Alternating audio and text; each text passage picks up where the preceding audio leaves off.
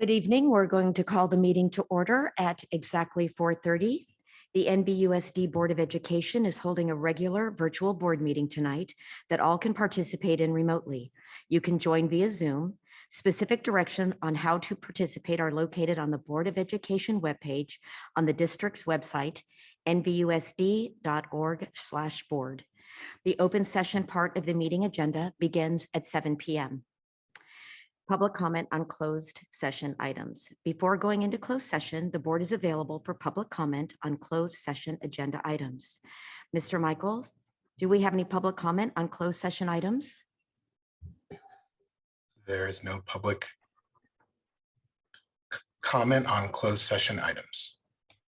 Seeing that there are none, the Napa Valley Unified School District will now adjourn into closed session. Thank you. Good evening. Thank you very much for your patience. My name is Robin Jenkowitz, and this is the Napa Valley Unified School District Board of Education. The NVUSD Board of Education is holding a regular board meeting tonight that all can participate remotely. You can join via Zoom. Interpretation in Spanish and Tagalog is available for tonight's board meeting. To access interpretation from a computer, click on the interpretation icon on the bottom of your screen from within the Zoom application. On a mobile device, click on the More button on the bottom of your screen and choose Language Interpretation from within the Zoom application. This is a separate channel that will allow you to hear English to Spanish and English to Tagalog translation concurrently. Please note, interpretation services are not available when you join our meeting by calling in. Our Spanish interpreters for tonight's meeting are Isidra Mencos and Paul Huertas. May we have one of the interpreters please translate these directions on our English channel so our Spanish-speaking families can access the instruction. Buenas noches, esta es una reunión de la mesa directiva del distrito del Valle de Napa. Hay servicio de interpretación en español y en tagalo. Aquellas personas que desean acceder a esto, en la parte baja de su pantalla van a ver una figura de un globo terráqueo. Por favor, le hacen un clic allí e inmediatamente solicitan van a buscar el botón que dice interpretación y van a escoger el idioma, ya sea español o tagalo, para escuchar al mismo tiempo la interpretación. Este servicio no está disponible si usted está llamando por teléfono para unirse a esta reunión de Zoom. Gracias. Thank you. Our Tagalog, interpreters for tonight's meeting are Dennis Castro and Joe Badwa.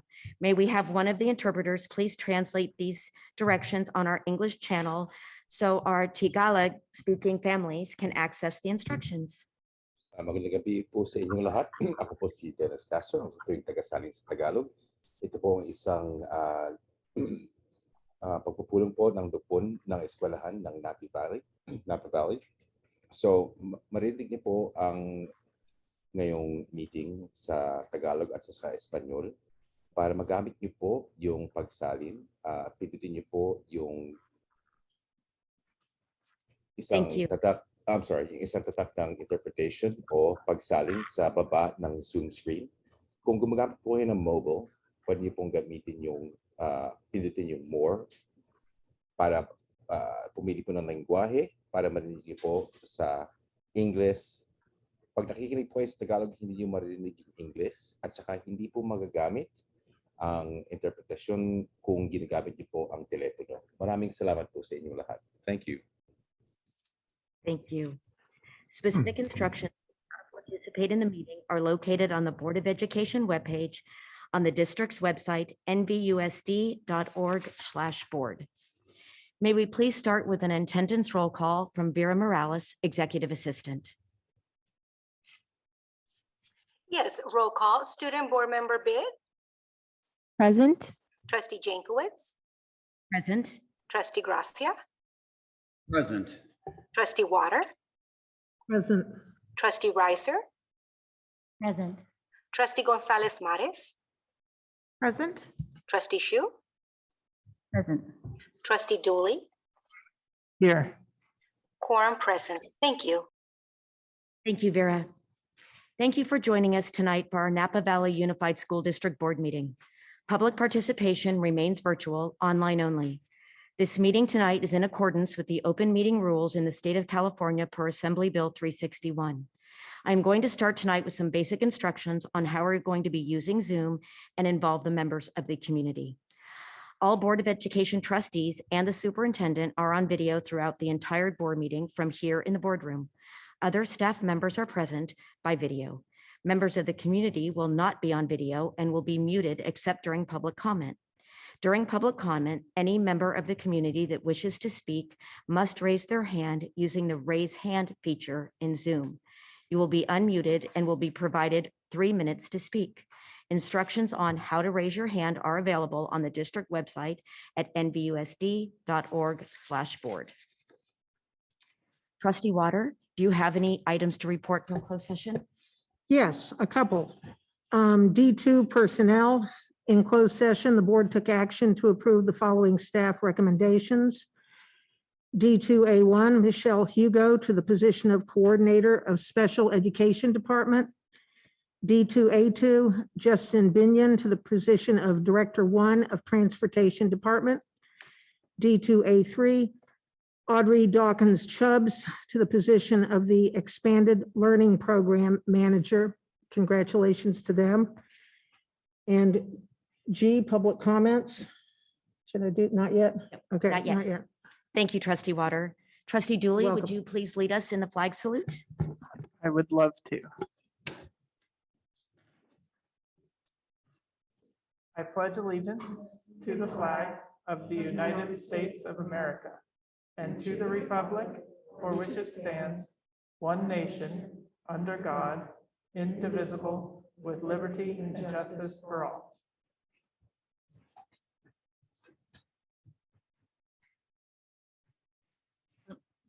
President Jankwitz, before we proceed, I just want to take a quick moment to congratulate the 3 new leaders who are, of which some are already with us. And so I think some of them are here and just wanted to leverage the opportunity to address the board. Please. Can we promote Justin?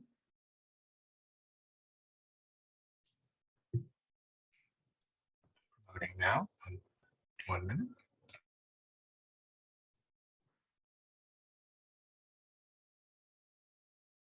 Justin, are you there? We want to congratulate you. Would you like to take this opportunity to address the board and to become the new Director of Transportation?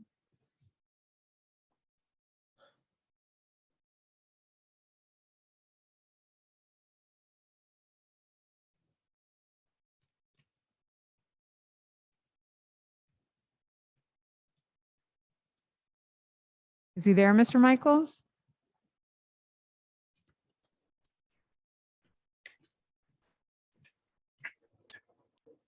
Justin, are you on you're on the panelist list. Can you hear us?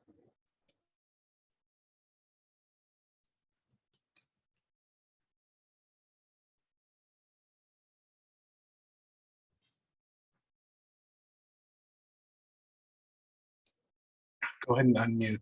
Justin, you're free to talk.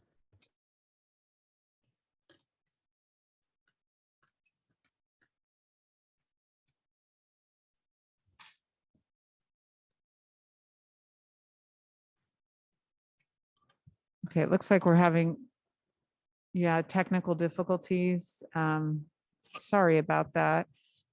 Ms. Chubbs, I see, is here and wanted to provide her the opportunity. Congratulations, Ms. Chubbs, serving as our new Expanded Learning Program Manager.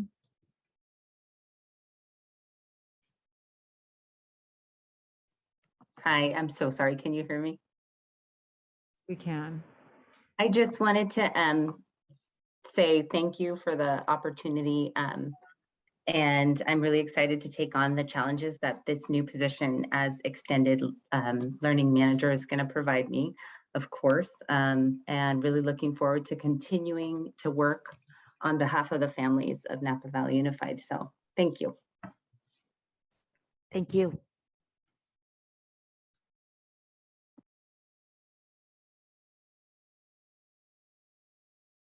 And then lastly, we have the appointment of Ms. Hugo. Michelle Hugo, is she present tonight?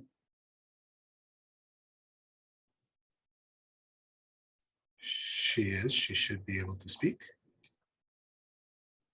Hi, Ms. Hugo. Welcome to the new coordinator position for special education. We want to congratulate you and welcome you. Would you like to address the board?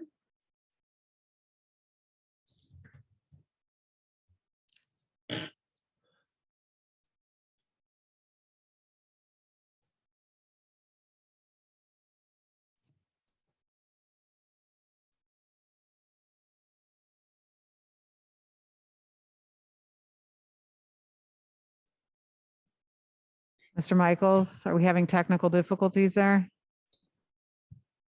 I found my unmute button. Thank you.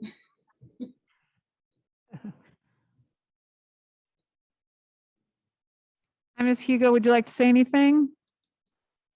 Yes, thank you for this opportunity. I'm very excited to join this team and work hard for the special education department. Thank you. Okay, welcome. So congratulations to our three managers being appointed tonight. Thank you, Dr. Musetti. This meeting is live streamed and recorded via Zoom and will be archived on the district YouTube channel. For a detailed review of any meeting agenda item, the archive video can be referenced and located on the district webpage at nvusd.org. The public may join the virtual board meeting remotely via Zoom. Participation instructions and the process for public comment can be found on the district webpage. May I get an approval of the agenda? Move to approve. First by trustee Gracia, I'll second. second by, I didn't, who was it? Was it from Ms. Gonzalez Maris? All in favor? Aye. Motion passes. Approval of the minutes. We have 3 meetings. May I get a motion on the December 9th meeting? Move to approve. First by for trustee Gracia, second by trustee Water. Student board rep? Aye. All in favor? Aye. Oppose? Abstain? Motion passes. January 11th, Move to approve. first by trustee Gracia. Second. Second by trustee Chu. Student board rep? Aye. All in favor? Aye. Aye. And we move on to January 13th. Move to approve. First by trustee Gracia. I'll second. Second by trustee Chu, student board rep. Aye. All those in favor? Aye. Passes. We will now have recognition of visitors and employee organizations. Dr. Musetti? Yes, I'd like to welcome the president of the Napa Valley Educators Association, Ms. Gail Young. Thank you for being here tonight. Would you like to address the board?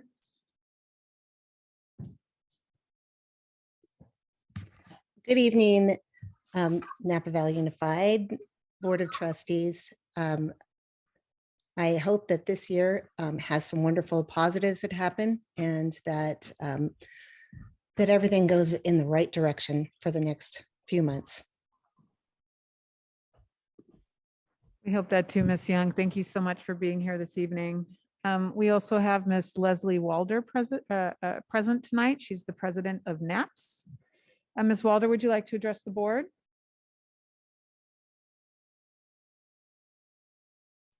Yes, I would. Thank you very much, Dr. Musetti. Good evening to President Jenkowitz, members of the Board of Trustees, Student Representative Bitt, and Dr. Musetti.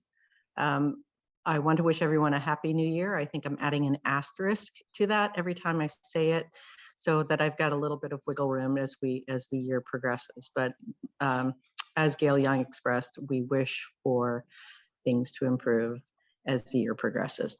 Thank you so much. Thank you.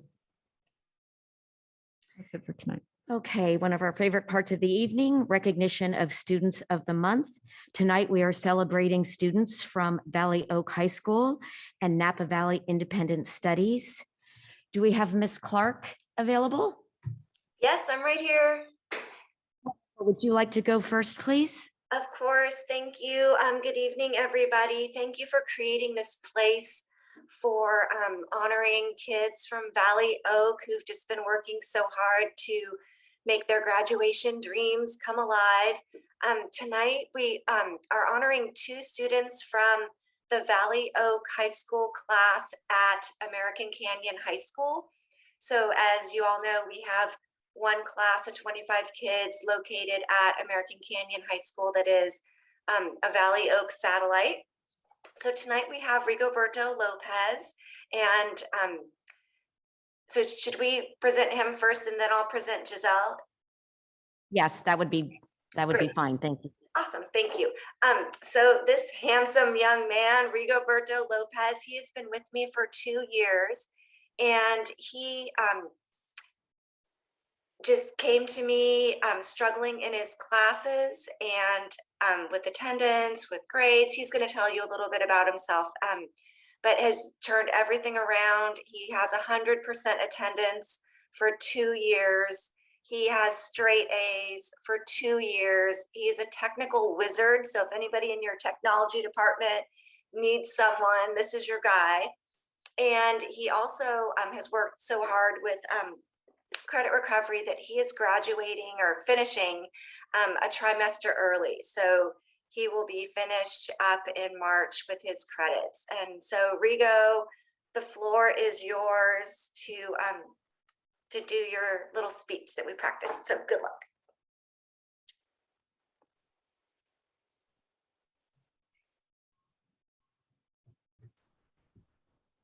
I would like to thank the board and the Napa Valley Education Foundation for giving me this award.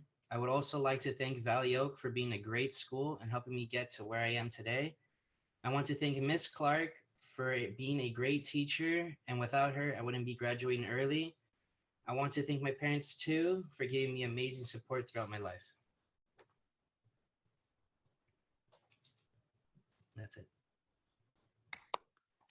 He's a man of few words, but he has a big heart. So Rigo, good job. So proud of you. And next up, we have Gisele Martinez. Oh, there she is. Look at her. Look at that face. I just love her. So Gisele went to Valley Oak Napa, and then when a spot opened in my class, she came down to American Canyon High School, and she is just 100% attendance. She's there every day, straight A's in all of her classes, is finishing up early, and is just a huge joy to have in class. And that smile, I can't see it. I had to make her take her mask down, but I can't see the smile every day, but I know it's there. And so Gisele, please tell the board and everyone a little bit about your plans for yourself. Hello, everyone. I'd like to start off by thanking the board and the Napa Valley Education Foundation. Also, Valley Oak and Miss Clark for supporting me through my academic journey. I spent my first 2 years of high school ditching class and making bad choices. It all caught up to me in my junior year, and I regretted everything that I had done. I wanted to do better, and that's when I joined Valley Oak. After those 2 years, Valley Oak helped me redeem myself with straight A's and 100% attendance. I feel like I have a good shot at anything I try to pursue after high school, and because of Valley Oak, I can say that I'm proud of myself. Thanks, sweetie. That was awesome. Good job.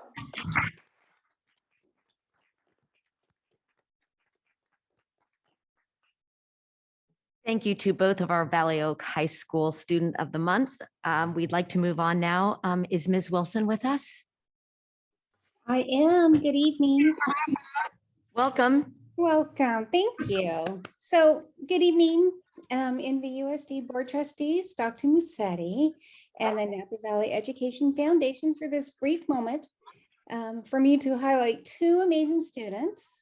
Once again, I'm Susan Wilson. I'm the teacher at Independent Studies at the Satellite Campus on the American Canyon High School. Our November Student of the Month is Maria Medeiros Zimmerman. And in September of 2019, Independent Studies at the American Canyon High School campus gained a new student that was filled with anxiety and not sure how to take the next steps to get to school. Mariah was a sophomore at that time. Through many obstacles, Mariah has shown her teachers, family, and most importantly, to herself that she can face challenges and setbacks.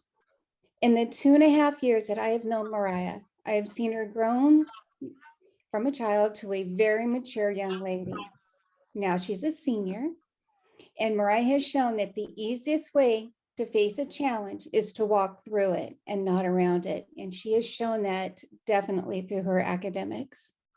Mariah is an inspiration to her classmates, her siblings, parents, family, and to me. I'm honored, very honored to present to you our Student of the Month for November, Mariah Medeiros Zimmerman. Just earlier, she asked me if I could read her speech for her. This is from Mariah. I would like to thank my family, along with Mrs. Wilson, Mrs. Lucero, the school board, and the Napa Valley Education Foundation for attending tonight. I've attended NVUSD schools my whole life, including Napa Junction, Donaldson Way, American Canyon Middle, and American Canyon High School, and now Independent Studies. I became a successful student by making school an important and primary part of my life. The reason why I moved from American Canyon High School to NVIS was because of my anxiety. I have had anxiety every morning, so I would always miss or be late for school. And while I was at school, I couldn't focus on my work. My auntie, Ray, also known as Mrs. Lucero, introduced me to Independent Studies, and I was scared at first to start a new school. But I'm glad I went forward and transferred because now I'm doing very well and my anxieties have gone way down a lot. After high school, I plan to attend Napa Valley College for 2 years and then go to a state college university. I plan to study earth science or biology. My most proud moments, my most proud moments here are getting to be Student of the Month and when my teachers could see that I was improving in school. Thank you for listening.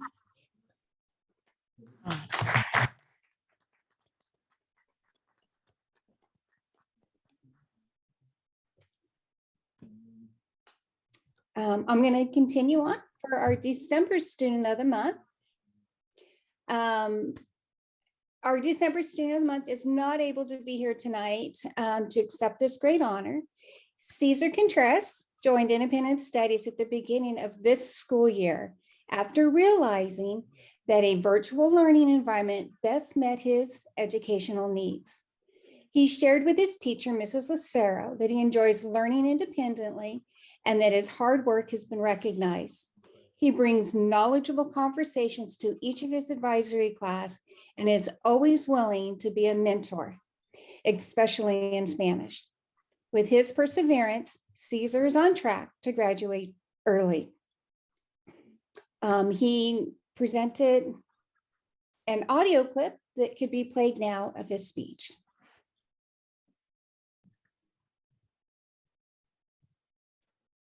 I will cue that up. 1 second, please. Thanks, Jordan.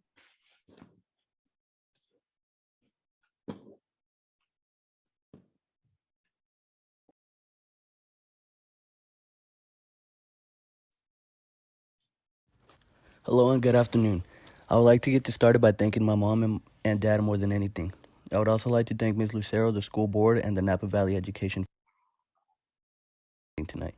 My school journey has been all around the place, including schools like Donaldson Way, Shear, Bel Air, Redwood, Vintage, and the best one yet, Independent Studies. My whole elementary path wasn't difficult nor hard. When middle school came along, I felt my love for learning starting to fall.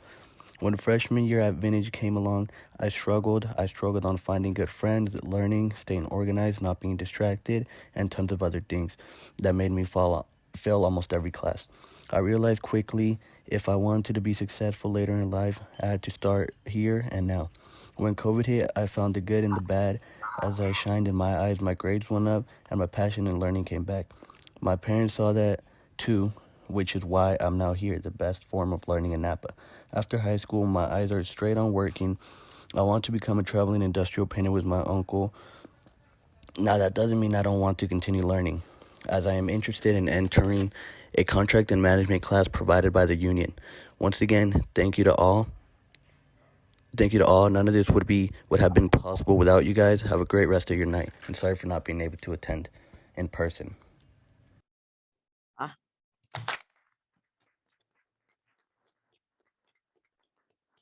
Well, once again, congratulations to our deserving students. And thank you to the Napa Valley Education Foundation, who continues to support our Students of the Month. We have a little procedural issue. Trustee Bitt, I believe you were absent from the 113 meeting. So when we retake, I'm going to redo the motion. And when I ask for a vote, you abstain. Is that, are we accurate in that? Was that online? 13th was the, you were not there. Yeah. That was the Thursday meeting. You were there for the Yeah, it was during school. Yeah. Yeah, it was the Thursday meeting. So may I get a approval motion on the board meeting of the 13th, please? Move to approve. First by trustee Gracia, I'll second. second by trustee Chu. All in favor? Aye. Aye. Abstain. Abstain. Great. Thank you very much. Okay, public comment on non-agenda items. Members of the audience may address the board on any school-related matter that is not on the agenda. The board will not take action on any issue raised during the section of the agenda in as much as board action is limited to posted agenda items.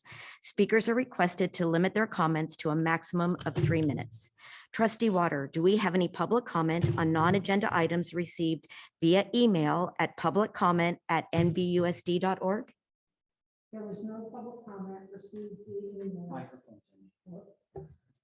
Thank you. There was no public comment received via email before 8 a.m. this morning. Thank you very much. And Mr. Michaels, do we have any public comment on non-agenda items?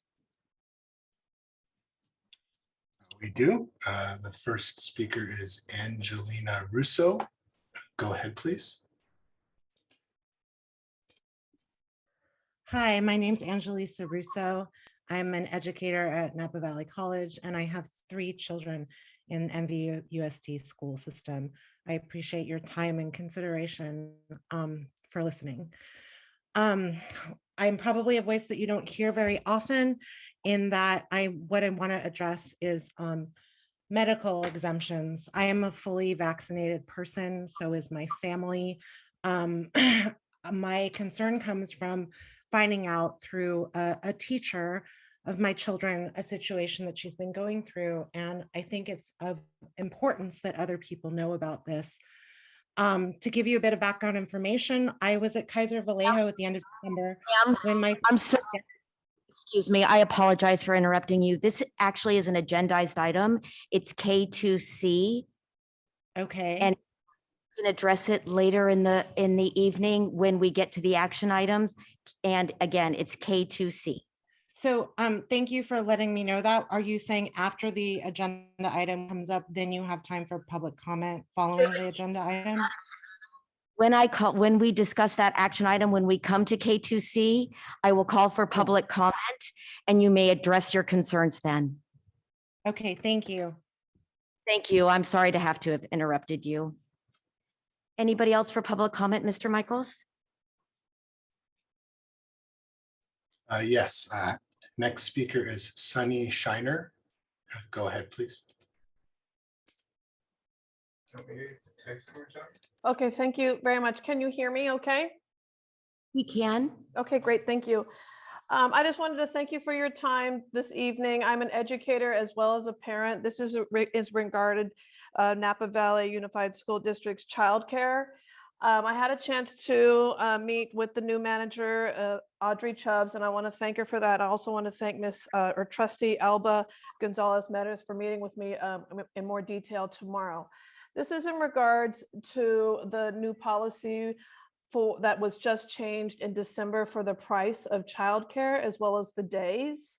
I am a single mom and there's 2 households, and so my child is at Bel Air School. We love the childcare program. However, they recently changed the policy to where you have to have mandatory days in order to stay enrolled, as well as the finances for the budget was changed just recently.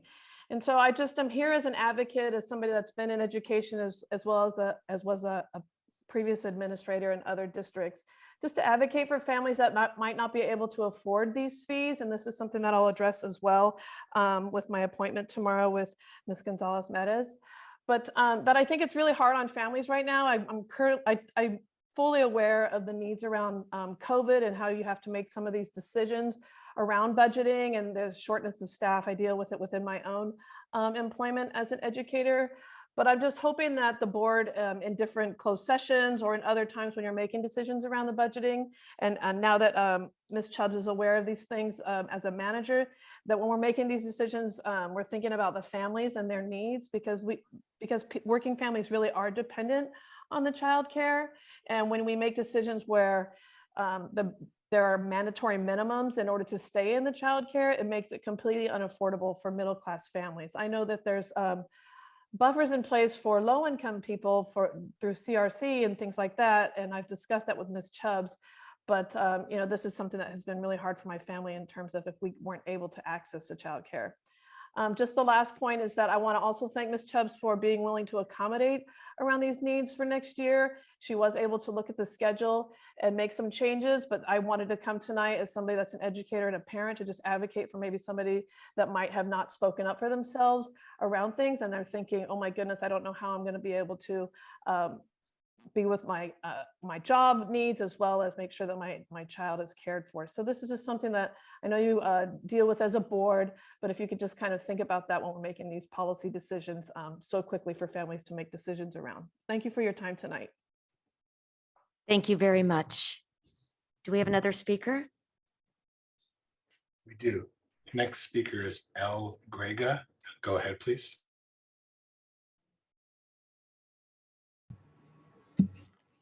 Can you hear me? Yes, we can. Cool. So I'm calling this evening to speak on a couple of different concerns I have regarding how these meetings have been conducted over time. Over this last year, the agenda items concerning vaccine mandates for kids have historically been on the agenda very, very, very late at the very end of the meeting. And, regardless of the sensitivity of the subject, we're speaking about our children. It really causes lack of participation when we're waiting until 11 or 12, sometimes almost 1 a.m. to speak on issues regarding our children's body and their health. So I really would like the board to take a look at maybe making this more accessible. It's reasonable to think that you would be wanting to accommodate and promote ultimate participation of the community in regards to these vaccine mandates, and parental participation is what this is about, right?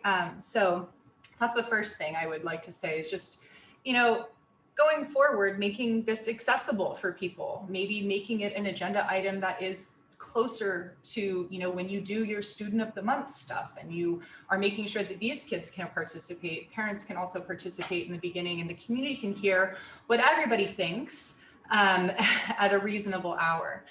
The second thing I'd like to say is historically there's been, and regarding the vaccine mandates for children, when parents have called in, and I have called in numerous times to talk about, the science and what we believe, and giving a little bit of pushback and invitation to ask questions and have conversations that aren't maybe what you are all presenting as best solutions for this COVID situation that we're in.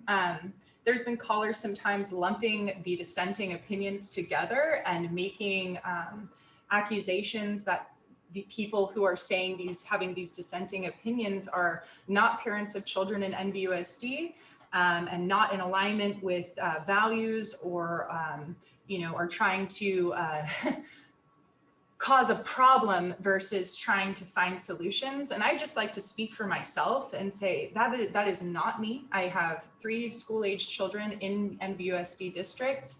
I have a 20-year-old daughter that grew up here and attended school. I grew up here for 30 years. So, you know, I just like to kind of wipe that clean and say and ask that that kind of opinion doesn't get a lot of play and that you really hear us for who we are. Thank you. Thank you very much. Next speaker. Yes, next speaker is Amy Martinson. Go ahead, please.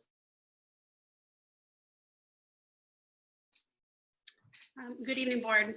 I would like to talk about the COVID guidelines. I'm glad that it's not on the agenda tonight because, as the previous speaker mentioned, it's been late into the evening. I've tried about 3 times to speak. Both times it's been after 11 p.m. And I work for the district, and I have to be able to be fresh and have energy to serve students. So I'm glad it's not on the agenda so I can talk about it during general public comment. A couple things. First of all, every time that item has come up, it's said in the description for the item that the district must follow state mandates and guidelines. I want to set the record straight.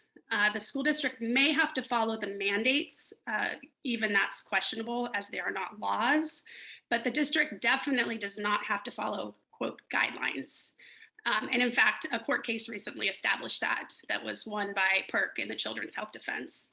So all of the, besides the masks, which is a county mandate, the rest are guidelines. So all of the testing and the isolation and the quarantine, which is so disruptive to our students' education and takes so much focus away from education, those are guidelines that you do not have to follow.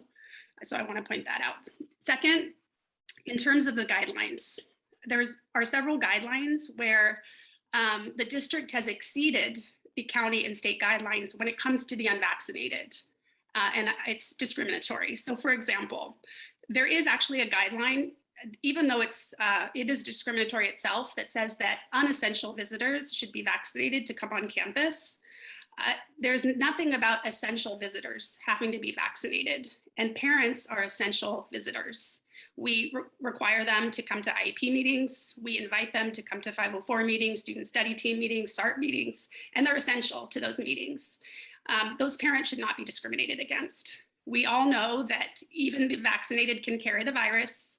Unvaccinated parents are no more unsafe than vaccinated parents, which is why we all wear masks, regardless of vaccination status. It puts clerical staff in an uncomfortable position to ask parents for their vaccination status. It's unwelcoming and it's discriminatory, and it really needs to stop.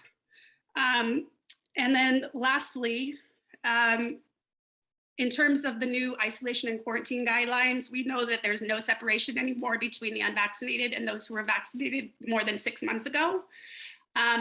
And that should be for both students and employees. And for some reason, unvaccinated students are still being treated differently with isolation and quarantine than vaccinated students, even those who were vaccinated last year. So somebody please look at that as well. Thanks. Thank you. Next speaker. Yes, next speaker is Francine Natel. Go ahead, please.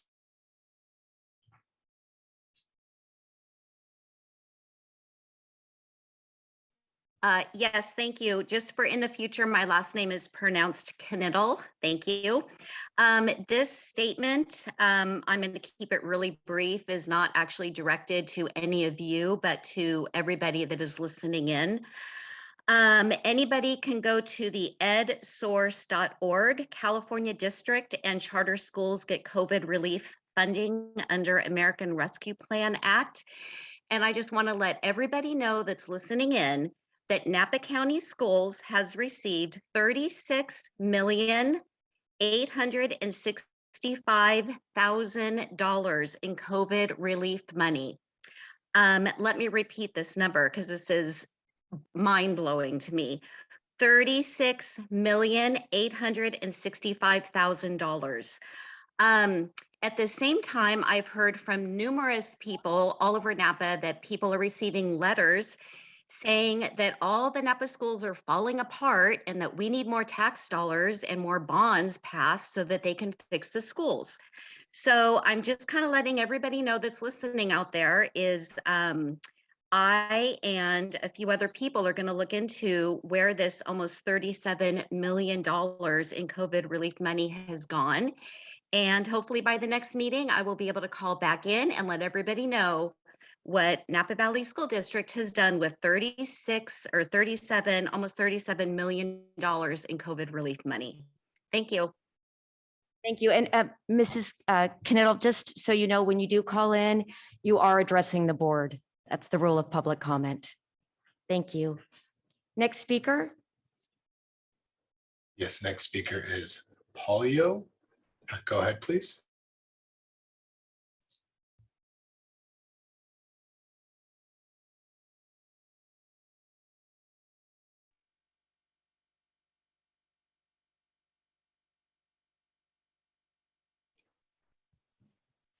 Are you there, Paulio?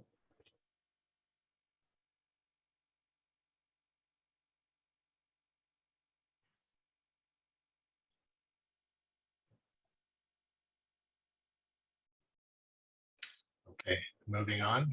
Next speaker is Cassie. Go ahead, please.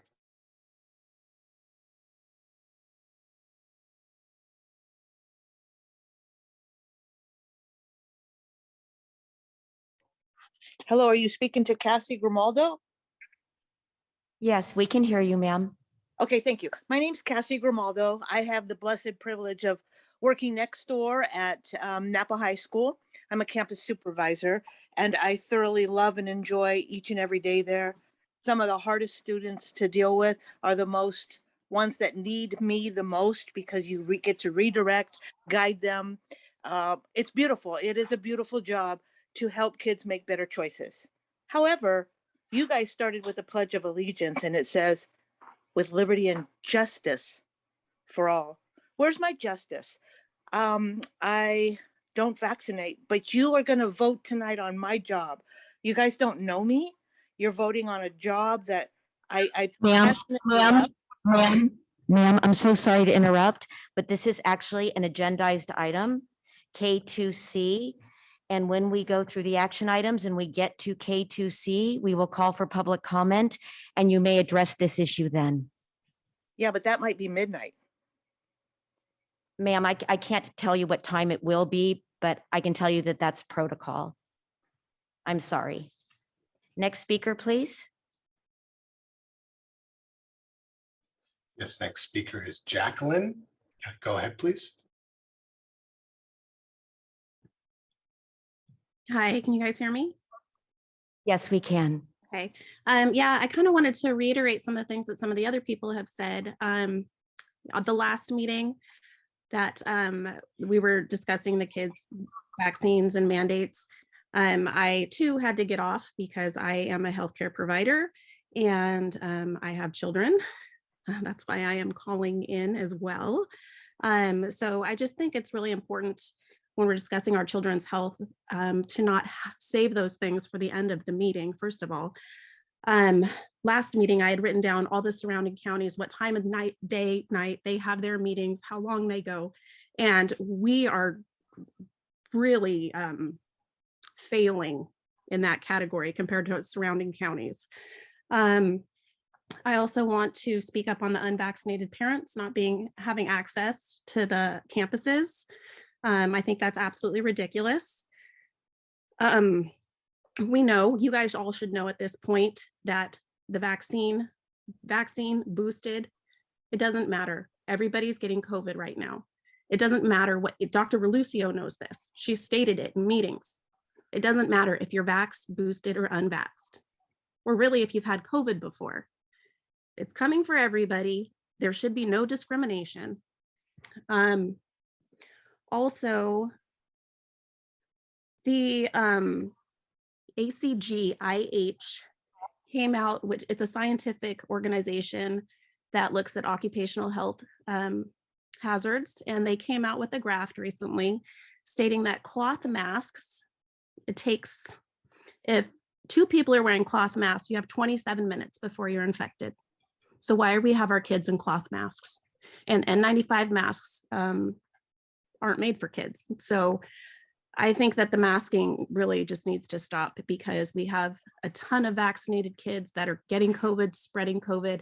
And one of the other issues that I have is if you have unvaccinated teachers, they are being tested, but the vaccinated or not, and they're spreading it to our kids, and that's unacceptable.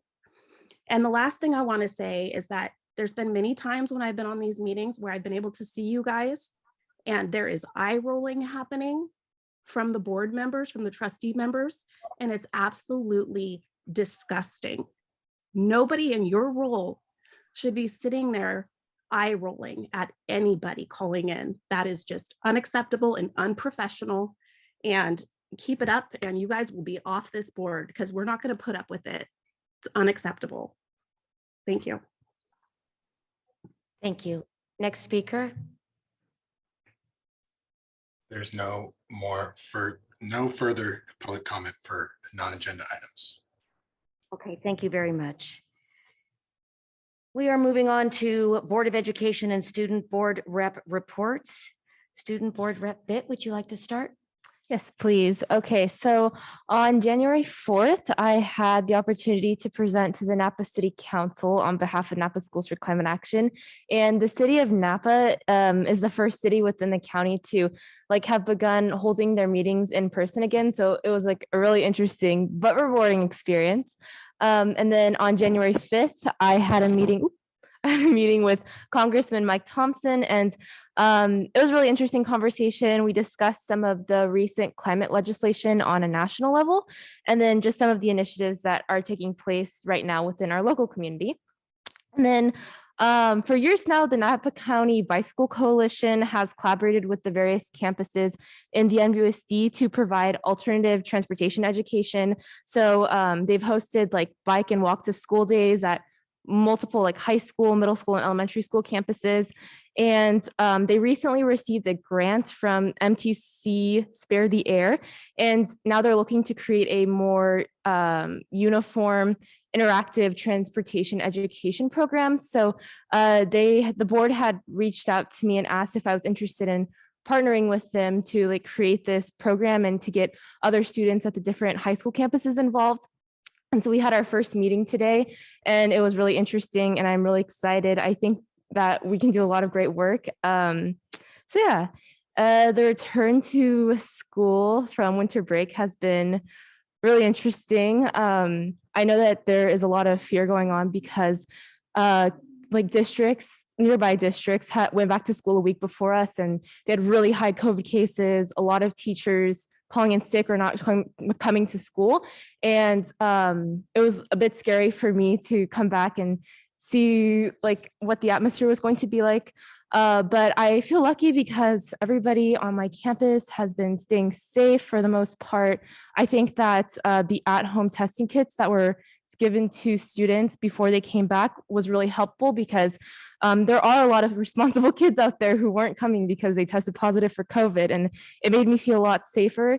That's it for me. Wonderful. Thank you very much. Trustee Water. All right. Well, on January 4th, I ran over to the district building for a brief visit, and then and I saw people lined up, getting tested before coming back to school. And I believe we handed out 14,000 tests. You'll probably report more on that. Yep. And then on the 7th, I went to a short meeting about Harvest Middle School.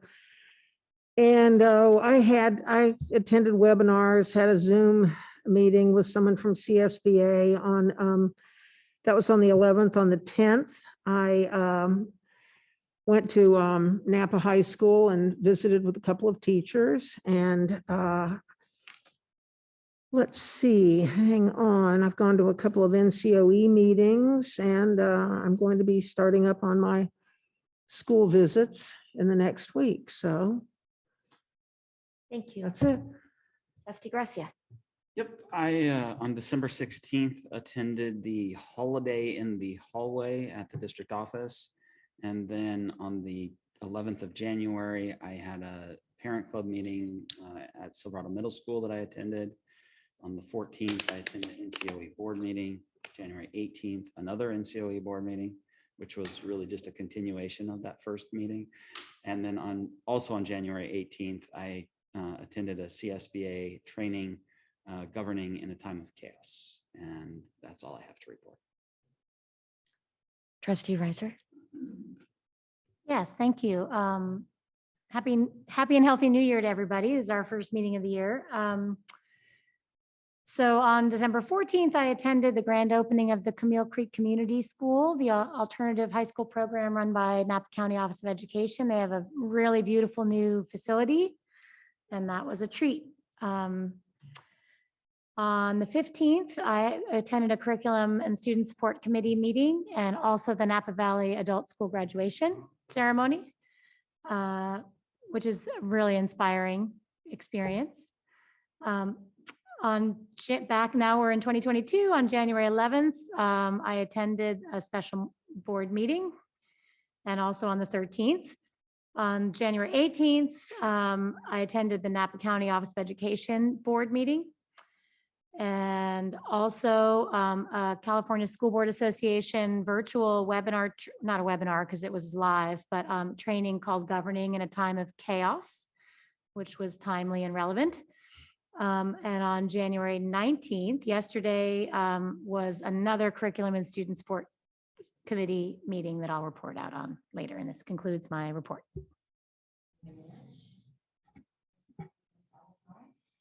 Yeah, thank you. I also want to wish everybody a happy new year. I think you can still say that throughout the month of January, and that's it. And but yeah, lots of health and well-being to you all. Yeah, towards the end of 2021, I also attended the adult school graduation. It's just very inspirational. It's some amazing keynote speakers, and it was kind of I love that ceremony because it kicks off a very happy holiday season for all of us in the spirit of education, and so that was that's always a favorite event.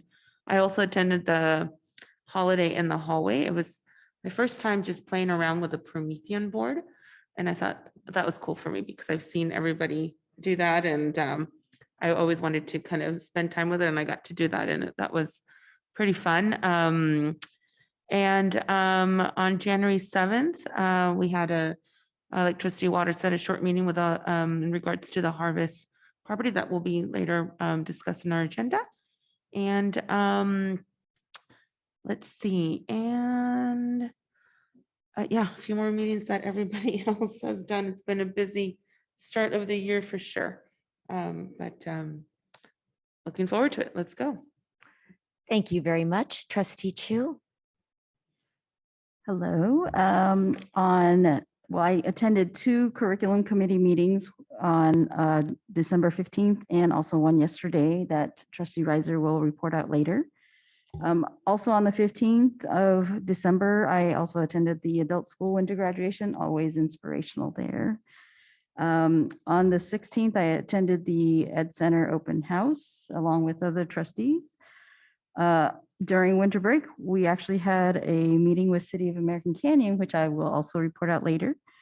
And in January the 11th, I watched the webinar on the CSBA Governor's Budget Breakdown.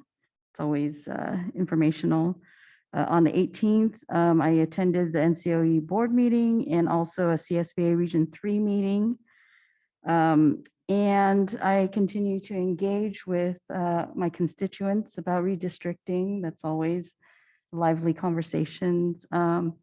And the last thing I did actually was with community engagement was on the 13th. I got interviewed by 2 American Canyon Middle School students about my role as a trustee and school finance.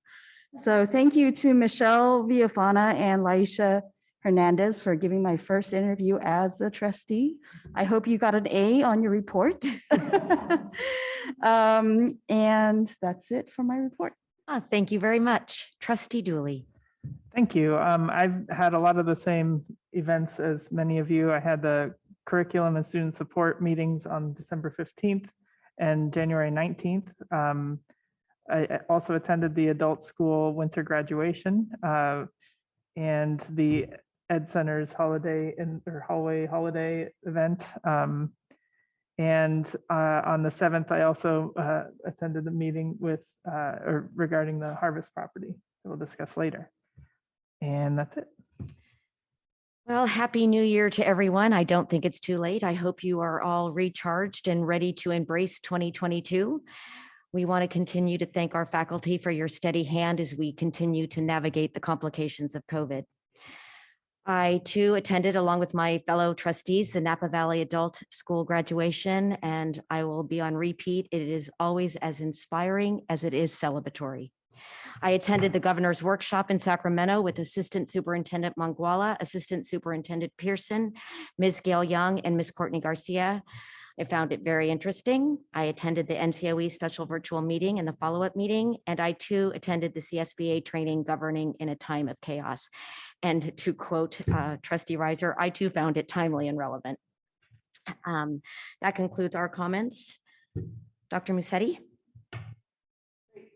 Thank you, President Jankwitz. So tonight I'd like to give my superintendent's report. And again, Happy New Year. I'd like to echo the New Year wishes. It is our first regular business meeting of the year. I also hope everyone enjoyed the 3-day weekend. I always appreciate the Monday in January where we honor the legacy of Dr. Martin Luther King. I was in a Rotary meeting earlier this week where we were reminded that Dr. King was only 39 years old when he was assassinated. And to think of how young he was, given his brilliance, his capacity to motivate and inspire and create vision for a more socially just world is absolutely extraordinary. And I know we have plenty of young people sitting in our classrooms that are on that same path. With that being said, here in NVUSD, we greatly appreciated the 3-day weekend, even if it came right after the first week back at school after the long 3-week winter break, because as many of you know, the COVID-19 Omicron variant has put renewed stress and pressure on our school system and even broader community. Our first week of school was relatively smooth, and we have persisted through the second week back successfully as well. And why? It's really because of the relentless commitment of the NVUSD staff to do whatever it takes for our kids and to keep our schools open and safely operating despite this aggressive surge. I want to thank the NVUSD staff, everyone, teachers, nurses, counselors, all support staff, site principals, assistant principals, district office administrators. I proudly want to report that we've had over 50 people work outside of their normal role and or position to cover classrooms, given the substitute teacher shortage, in order to make sure that we could have classrooms covered and school could continue. So it's just been an all hands on deck approach. So please know that we see the hard work and recognize how exceptional the NVUSD staff really are. Again, after this, generally smooth first couple of weeks back, I just wanted to provide a brief update on how the COVID-19 Omicron variant is impacting school operations. We have had a higher degree, clearly, of student absenteeism, even higher than what we typically would experience in a normal year pre the pandemic. Student absences have ranged from a high of 42% to a low of 14% across various campuses. We've had an average of anywhere between 75 to 85 teachers out per day across the district due to Omicron. But like I said, thankfully, we were able to cover all instruction and classroom absences through a combination of substitutes, on-site staff, district office administrators, and teachers on special assignments. And like Trustee Water had said, we're very, very proud of the fact that here in the Napa Valley Unified School District, we had the opportunity to distribute 14,000 testing kits to our students and families. Those were provided by the California Department of Education to public school systems across the state of California. And we were able to distribute the majority of the testing kits that the department provided to us. And we feel really proud of that because we know that that wasn't the case in a lot of school districts. I feel confident. I want to let the board know, staff know, and the community that's on tonight. I want you to all know that I feel confident that our solid mitigation plan will continue to allow continuity of learning, social connection that school brings to our kids, and the mental health and safety of our students, teachers, and staff. We are following local and state guidelines. I know there's the perceived flexibility around the implementation of those guidelines, and I'm here to tell you that there's not. We have to follow the local and state guidelines with regards to masking, the testing within 3 to 5 days of a first exposure, the quarantine, and the isolation. Those are all guidelines that we have to follow. And I just want to remind the public that all of those are, all the guidelines, as well as any information around testing, is all transparent and available at nvusd.org. We have a very robust COVID information page. So any questions around that, I encourage you to continue to use the webpage. We are on top of constantly updating it. Just to give you a sense, guidelines got revised 3 times since we came back from the winter break. Minor revisions here and there, but it is kind of constantly changing. So it requires us to constantly be revising. In accordance with current guidance, we will continue to notify our parents and employees of exposures. And please remember, students who are exposed can continue to attend school unless they develop symptoms. And so, our goal here is to keep our schools open. Lastly, I just want to thank our parents. Parents have been so patient, so cooperative, and so understanding during a very, very stressful time. We can accomplish so much when we work in close partnership with you to keep our schools safe and open. As a parent myself, I know how stressful it's been the last couple of years when it comes to the educational experience of your children. And I'm just so impressed how the parent community continues to help hold us up as we work together to educate the children in our community in the pandemic. I want to let parents know that our priority throughout the pandemic has always been to provide the best job and a quality educational experience, continuity of learning and safety. And we remain very committed in NVUSD to this goal. I'm very proud and grateful for the resilience and partnership of our parents, particularly in this community, that make it a reality for us. So again, it's just a tremendous amount of gratitude. I'd like to close my lengthy report tonight with some positive, some really exciting news. We are so proud and thrilled to have 2 Napa High students, Luisa Ortega Subdiaz and Atticus Fisher, who are representing NVUSD and all California students on the Youth Advisory Council for the State Superintendent of Public Instruction. It's been established by State Superintendent Tony Thurman. We are the only district with 2 representatives on the Superintendent's Council. So it's pretty amazing to think about our influence, the influence of young people in our school system on public education at the statewide level. As I know, Superintendent Thurman has an interest as we navigate these complex issues of hearing from youth voice, the extraordinary youth voice that we get every meeting, for example, from Student Representative Bitt. He's seeking that at the statewide level. And we have 2 Napa High students serving in that capacity. So we feel an extraordinary amount of pride. I want to thank Ms. Reddy and Dr. Ainsworth from Napa High, who I know encouraged students to apply when I had distributed the details about the application process, and it rendered that extraordinary result. I also want to congratulate Joseph or Joey De Natal, who was selected as Napa County's first ever Youth Poet Laureate. He was publicly recognized on January 4th at the Napa County Board of Supervisors meeting. And I think this is also an extraordinary accomplishment. So it's, we heard from the NVIS students tonight. And these students, they're just doing, amidst all of this distress, we still have young people doing amazing things. And it's always important for us to ground ourselves in exciting news like this about the young people in our school system. So with that, I am going to transition to my assistant superintendents who are going to provide brief reports around, yes. We went slightly out of order with no disrespect, of course, to staff. I think we're going to go through the board representative reports and then we'll bring staff in at the end. I'm sorry, I jumped there to my report along with you, so we'll rewind. So we're going to rewind to, Hang on, Assistant Soups. yes, to Curriculum and Student Support Committee. Did you Okay. meet? So I am going to do my best to be succinct, but I am reporting on two 2-hour meetings, so bear with me. Okay, so for the December 15th meeting, we heard first about a short presentation about learning sprints that are happening at school sites in the professional learning communities.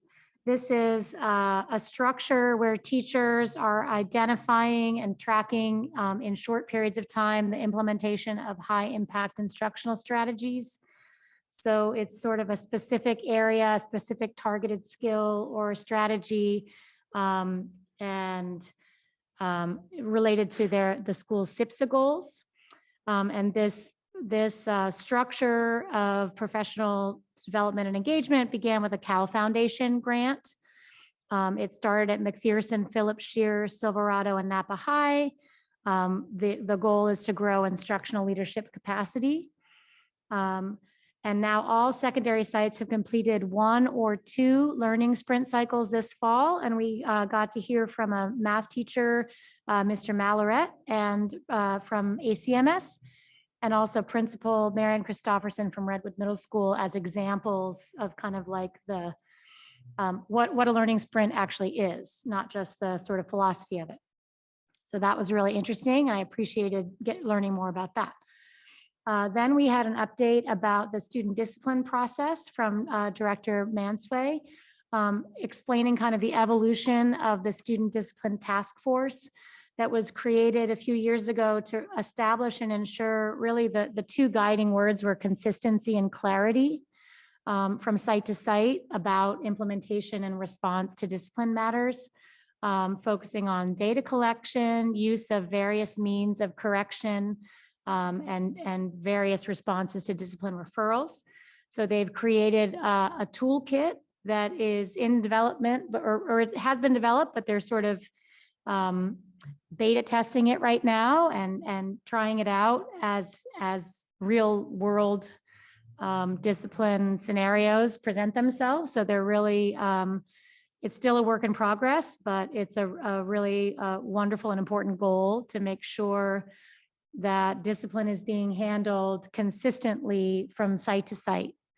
We've talked a lot about our DEI work and the importance of examining implicit bias. And this, I think, is an important tool in doing that to make sure that all NVUSD students are being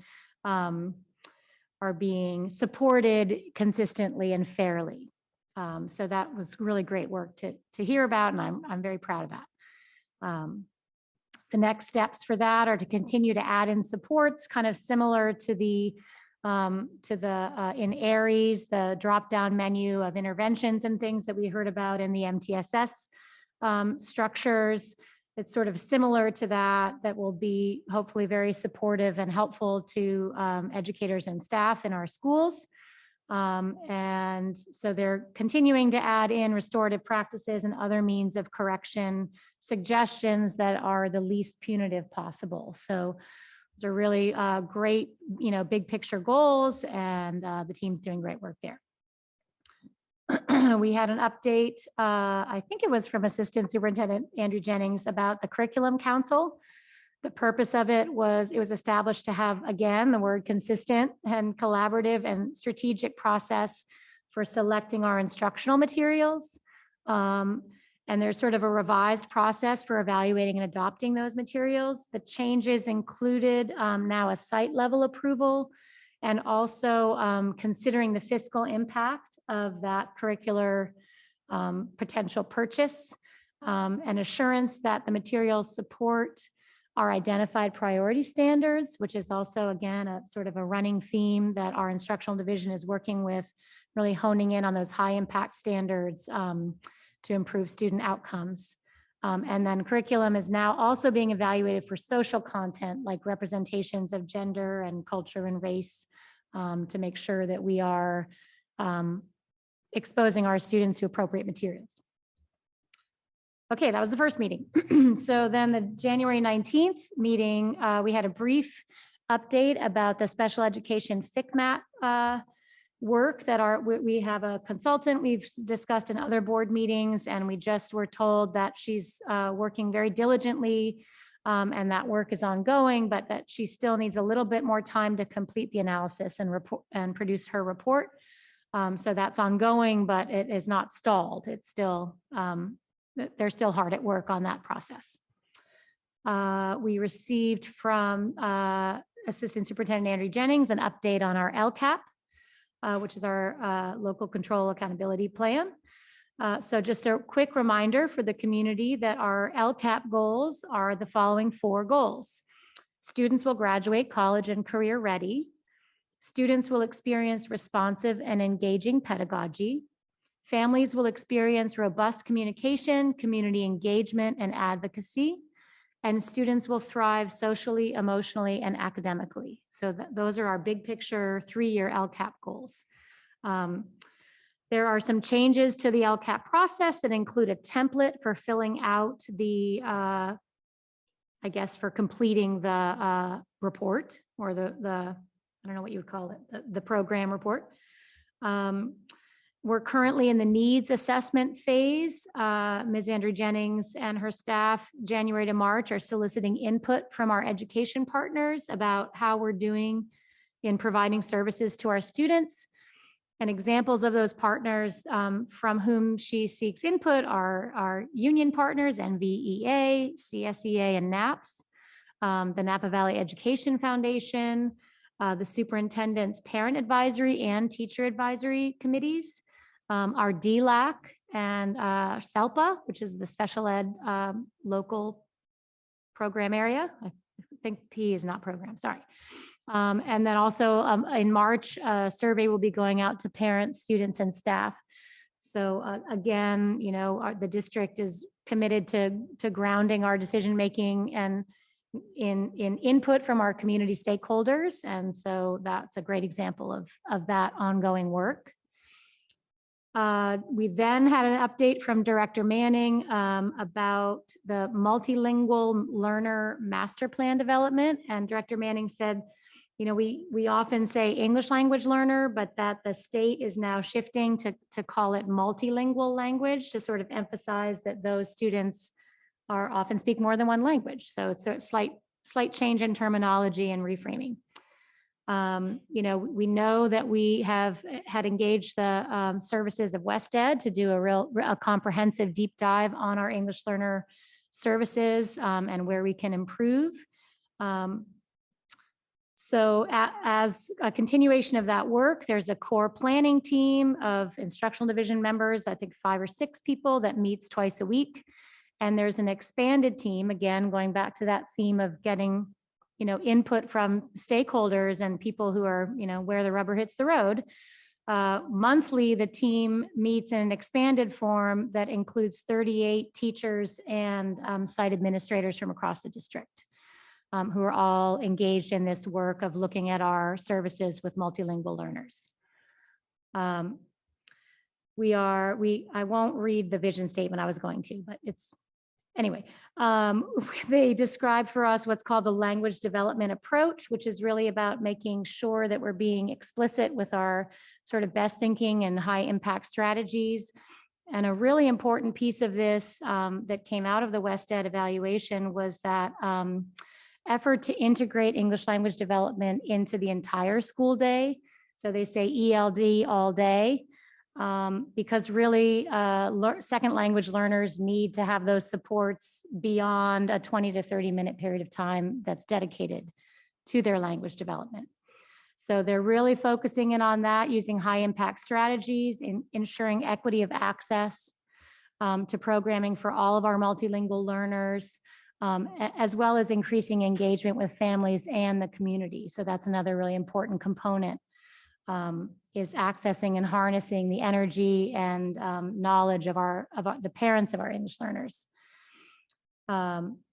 We then had a middle school redesign brief update. We heard from Director Reddy about how the district is leveraging the groundwork from the spring to continue to be thoughtful and mindful and intentional about the transition as we approach the closure of the Harvest campus and the transition of the campus at Salvador from River School to Unidos Middle School, as well as the expansion of the K-8 model at Shear and Bronze Valley Elementary School.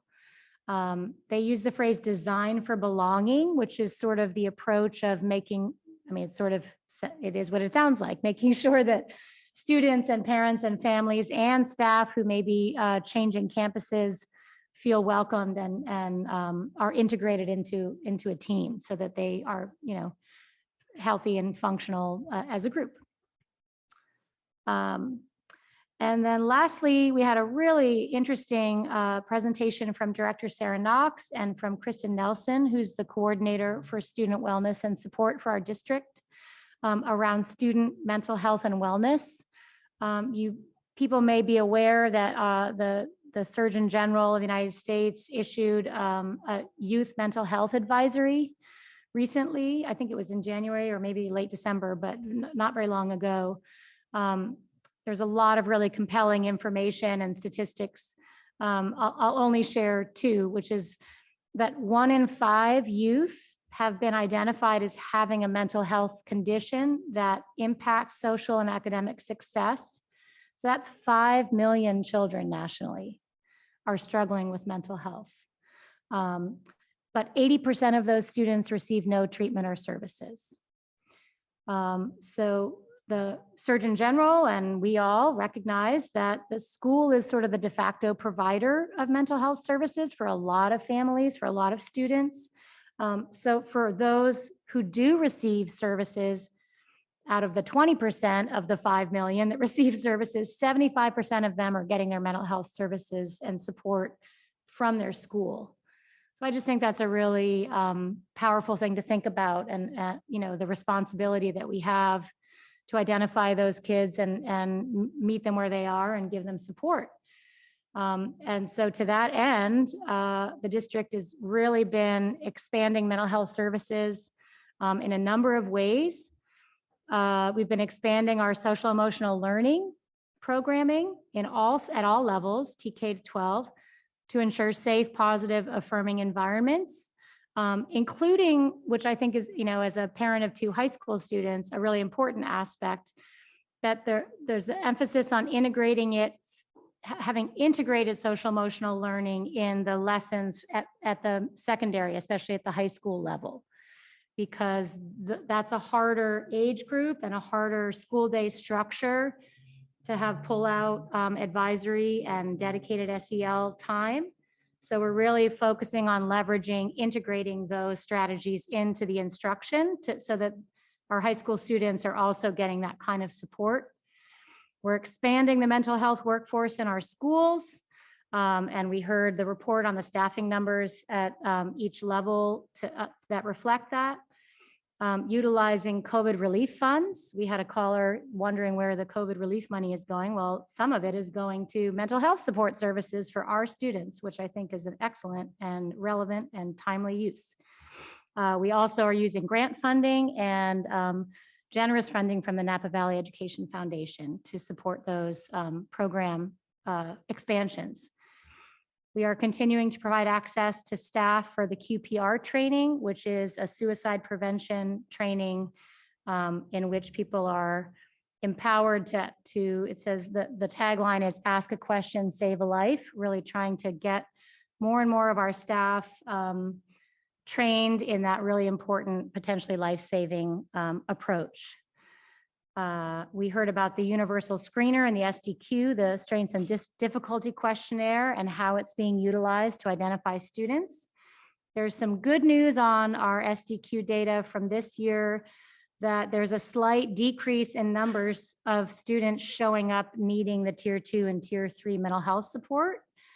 So that's amazing. I think kids really are, it's probably tied to returning to in-person learning.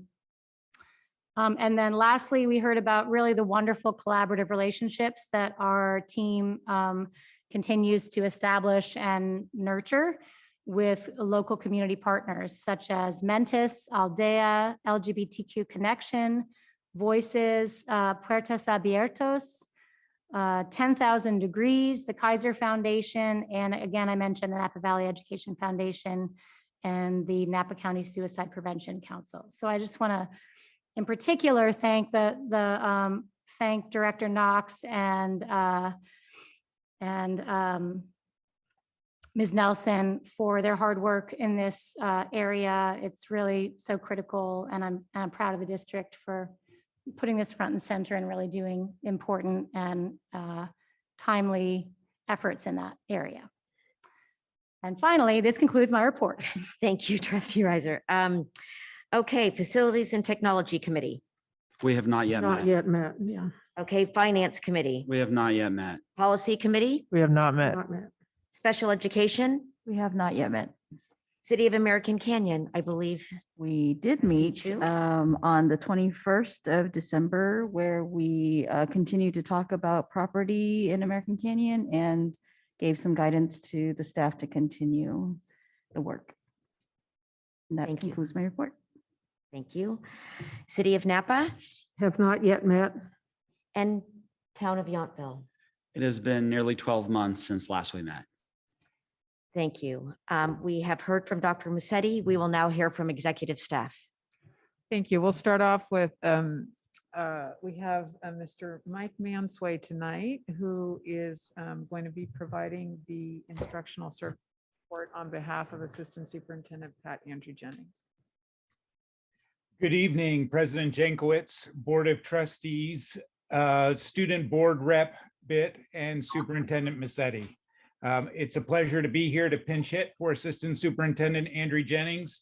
My role tonight is to give a brief COVID-19 update for our district, and Superintendent Musetti actually did a very good job of doing much of that for me.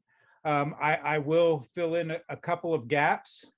Last week, when we returned back from winter break, we did identify 270 positive student cases, and that was a one-week record for NVUSD since the start of the pandemic. And I'll let you know that this week we're on a pace to beat last week's record. So, so cases do continue to mount. And as Superintendent Musetti indicated, we had a very successful COVID home test kit distribution at both American Canyon High School and Napa High School the week prior to returning from break.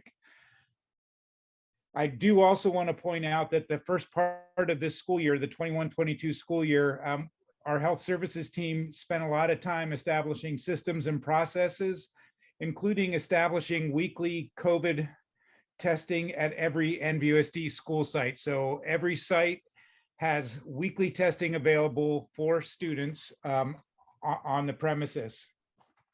So as overwhelming as this current Omicron surge is, those processes have positioned us well, enabling us to respond to quickly and isolate positive cases. And finally, I think I just want to say that I am beyond proud of the work of our health services team, the work they've done throughout this pandemic, even though we've been shorthanded pretty much all of the time. I believe relentless and fierce are the words I would use to describe how they've approached the plethora of challenges and changes to guidance that we've encountered for nearly 2 years now. And I want to spotlight two of our phenomenal credentialed nurses. All of our credentialed nurses are outstanding, but I do want to spotlight tonight credentialed nurse Lisa Ebling and credentialed nurse Anne-Marie Pramick. Those two seemingly have no off button. They literally work days, they work nights, they work weekends to help shepherd our students, our families, and our staff through this pandemic. And I'm really thrilled to let everyone know that these two dedicated health professionals have recently been selected as co-credentialed nurses of the year. I look forward to honoring both of these nurses on Monday evening, as well as many other deserving NVUSD employees. So that's all I have. Thank you very much for your time. Thank you, Director Mansway. Great job pinch hitting tonight. So thank you so much. And thank you for your leadership during this pandemic as our Director of Student Services. Next is Assistant Superintendent Rob Manguala, who oversees business services. Thank you for the opportunity to update the board and the community. On Tuesday, I attended the governor's budget workshop in Sacramento with Board President Jankowicz, NBA President Young, NBA Chief Negotiator Courtney Garcia, and Assistant Superintendent Mike Pearson. Revenues at the state level are once again at an all-time high, which leads to record allocations to K-12 education via Prop 98. The proposed budget offers a 5.33% cost of living adjustment. However, the COLA is offset by record inflation that is running in the 7% range. This means that the real COLA is about -2%. Districts across the state are now struggling with declining enrollment due to COVID-19 and families moving to less expensive states. The proposed budget recognizes this and proposes moving to a 3-year average enrollment. This will essentially reduce the impact of declining enrollment by a factor of 1/3. What the budget does not address is that actual average daily attendance is much lower than the historic norm of 95%. We've had some weeks where average daily attendance is running in the 80% range. We are advocating strongly for this to also be addressed. The budget also fails to address increasing costs of STRS and PERS, which we hope will be fixed in the final budget. Most of the new revenues are going towards one-time programs. A summary of these programs are money for the expanded learning after school program, money for school kitchens, money for electric buses and infrastructure, and money for facilities programs to fund about 70% of projects that have been submitted for but not funded. We do have a project in the pipeline that's somewhere in the $5 million range that we'll be watching very closely. The business office is also ramping up for second interim. This period ends January 31st, 2022, and will be brought to the board in March. This concludes my report. Thank you, Mr. Manguala. Next, Assistant Superintendent of Operational Services, Mr. Mike Pearson. Good evening, President Jankowicz, NVUSD Board of Education trustees, Dr. Musetti, Student Board Representative Emily Bitt, and members of the NVUSD community. Thank you for the opportunity to provide each of you with an update from operational services. Before I begin, we trust everyone had a successful start to the new year, 2022. Custodial Operations, starting January 1st, instead of throwing away that container of fuzzy strawberries into the trash, a new law will require Californians to recycle their food scraps and other leftovers.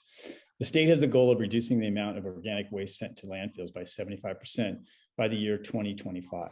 Senate Bill 1383 now mandates that all residents and businesses toss organic materials into bins we currently use for other green waste, such as garden trimmings, lawn clippings, and leaves. This is part of a larger effort to reduce the short-lived climate pollutants, including methane, and redirect organic waste from landfills back to soil as composted or mulch. Fortunately, NVUSD schools in the city of Napa have already been leaders in recycling and composting, where composting systems are already in place. This will also mean that NVUSD schools in American Canyon, which have not been part of the composting because the city of American Canyon is served by a different waste management company, will now be required to also have compost bins for residents and businesses, and that this will impact our schools as well too. This is the first year of the new law with the goal of being 100% implemented in the state over the next 3 years. I also need to acknowledge NVUSD service and supply employees, specifically Brian Connaughton and Gabriel Perez, who are responsible for receiving, inventorying, and delivering supplies throughout the school district. Their normal responsibilities have dramatically increased with the necessary personal protective equipment school districts have to provide for staff and students. In addition, NVUSD has been a distributor of PPE from the state of California to surrounding school districts in Napa County, as well as private schools. Brian and Gabriel's ability to turn around the PPE distribution in a timely manner has played the integral role in keeping schools safe and open. In food service, this past December, NOSH hosted a luncheon for the CEO of the Chef Ann Foundation, Mara Fleischman, and the Director of School Food Operations, Brandy Dreibelbiss, you'll remember that name, along with Dr. Musetti and other advocates in the school food service industry. We're pleased to keep these important relationships alive and look forward to building on our partnerships. I'd like to give a shout out to NVUSD NOSH employees, Melissa Ziwi and Monica Trejo, for the great selection of salads and soups. Speaking of partnerships, NVUSD NOSH Food Service recently procured a contract with a local business to provide focaccia bread for our school meals. West One Bakery, located on Soskel Avenue, is a business providing the delicious focaccia bread. I personally enjoyed the focaccia bread along with a wonderful cup of homemade pozole last Thursday that was made by our fantastic food service staff.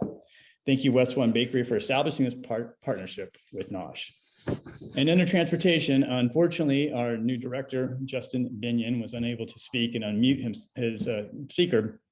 But I want to congratulate Justin, who was appointed this evening as the new director of transportation. Mr. Binion has worked the past 8 years in NVUSD, first as a supervisor in transportation and most recently as the assistant director. His entire career has been in the transportation field, and I learned through the interview process that Mr. Binion's passion for school bus transportation started at an early age, and he is not shy to share his enthusiasm for school bus transportation with friends and families. And then just speaking of his passion, over the past 2 weeks, we've been down anywhere from 7 to 8 drivers in our transportation department. And somehow he's been able to make sure that all routes arrive on time. So just give you an example of his passion. NVUSD is very fortunate to hire someone with Mr. Binion's experience and combined with his love for school transportation. I fully anticipate his transition into director position to be seamless. Again, congratulations to Mr. Justin Binion. And this concludes my report for tonight. Thank you. Thank you, Mr. Pearson. And last here we have Assistant Superintendent Dana Page, who oversees human resources. Thank you. Good evening, President Jankowicz, Board of Trustees, Dr. Massetti, and Student Board Representative Bitt. It has been a busy return to school after winter break in HR. We are still very much dealing with an increased number of absences due to the Omicron-fueled surge. And there is a related item later on our agenda tonight about that. For now, I would like to focus my report on an exciting upcoming event to celebrate our employees. Mr. Mansway alluded to our celebration, which is actually on Tuesday night, the 25th, but he is very much accurate on 2 of our honorees that he's already mentioned, and we're going to have many, many more. On Tuesday, January 25th, I hope everyone, trustees, community alike, can join us via Zoom for our first annual Honoring Outstanding NVUSD Employees event. The festivities will begin at 6 p.m., during which time we will be highlighting a small portion of the incredible staff that we have around the district, including classified employees, counselors, nurses, student support staff, managers, and teachers who all contribute to the success of Napa Valley students. These are outstanding employees have been selected by their peers, supervisors, students, and parents. This week, my staff and I, Director Elizabeth Gonzalez and Assistant Director Gina DeLuca, and myself had the pleasure of dropping in on our 23 Outstanding Teacher of the Year nominees to present their award to their classroom, or to them in front of their classroom. It's been so fun to see the students react enthusiastically and be incredibly supportive of their teachers. We look forward to presenting all of the nominees during our celebration on the 25th and announcing live which of the 5 teachers will be NVUSD Teacher of the Year. In a welcome change of process this year, all 5 of our NVUSD Teachers of the Year will join 3 teachers from Up Valley districts to move on to the county level for consideration as Napa County Teacher of the Year. And then that person will go on to be considered at the state level for California Teacher of the Year. If you tune in, you will be treated to a few other surprise moments during the celebration. So we hope you can join us. We are very excited, and we encourage you to spread the word so that colleagues, students, and community can attend as well. Thank you, and this concludes my report. Thank you very much, Ms. Page. Okay, approval of consent agenda. Yes. Background, whoa. Sorry. Background information on these items is provided to the board prior to the meeting. A common motion takes action without discussion on roll call vote unless discussion of item or items is requested by the board member. I suspect that there's going to be a request by a board member. Trustee Gracia. Yeah, I would like to pull item I1A and I3A. Otherwise, I would move to approve. Okay, first by Trustee Gracia. I'll second. Second by Trustee Dooley. Vera, may we get a roll call, please, on the consent agenda minus I1A and I3A, please? Madam President, do you want to check if there's public comment before the vote? Yes, I would. Do we have any public comment? There's no public. Thank you very much. So we had a First by trustee Gracia. We had a second by trustee Dooley, student board rep. Aye.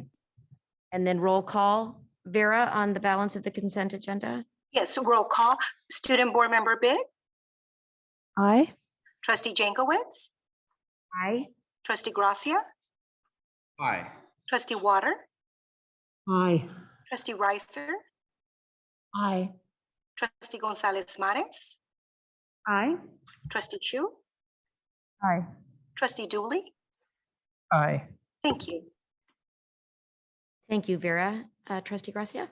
Yes, I-1A, I was specifically concerned with regard to the adult ed advertising item. We've done a lot of work as a district around branding, and I feel like adult ed really isn't quite on board with the quality that we've come to expect in our branding and advertising. We previously passed a budget for adult ed to do advertising and trusted that they were going to spend said money appropriately. Then they put up ads with a low-tech Batman child with aviator goggles that had absolutely no connection to adult education in any way. I was embarrassed for them to see this thing plastered all over bus stops. I don't like not knowing how they will use this money, as last time, in my opinion, they did not put it to good use. I would be very disappointed if the low-tech Batman child appears again with the aviator goggles based on the authorization that we're providing them for further advertising dollars. I am encouraging staff to exercise more oversight over these ad choices. And with that, I will move to approve. I'll second. Okay, first by trustee Gracia, second by trustee Dooley. Vera? Yes. Public comment? I'm sorry, public comment on this item? There's no Okay, public comment. thank you. Okay, roll call. Student Board Member Big, Aye. Trustee Jankowicz, Aye. Trustee Gracia, Aye. Trustee Water, Aye. Trustee Reiser, Aye. Trustee Gonzalez Mares, Aye. Trustee Chu, Aye. Trustee Dooley. Aye. Thank you. Thank you, Vera. Trustee Gracia? I3A, so this is the amendment to the benchmark supplement to our core adoption. I will vote to approve this because I believe in systematizing our interventions and getting resources to kids who need them. But I am strongly against the benchmark as a program, as I don't believe it serves our students well, and I would like to see it replaced. So I am a little conflicted on paying more money to the benchmark company when I don't feel like they're doing a good job of serving our students. But I know we need these resources for our students now, so I will support this item. And I'll move to approve. First by trustee Gracia, I'll second. second by trustee Dooley. Vera, may I please get a roll call vote? Yes, Student Board Member Big, Abstain. Trustee Jankowicz, Aye. Trustee Gracia, Aye. Trustee Water, Aye. Trustee Reiser, Aye. Trustee Gonzalez Mares, Aye. Trustee Chu, Aye. Trustee Dooley. Aye. Thank you. Thank you, Vera.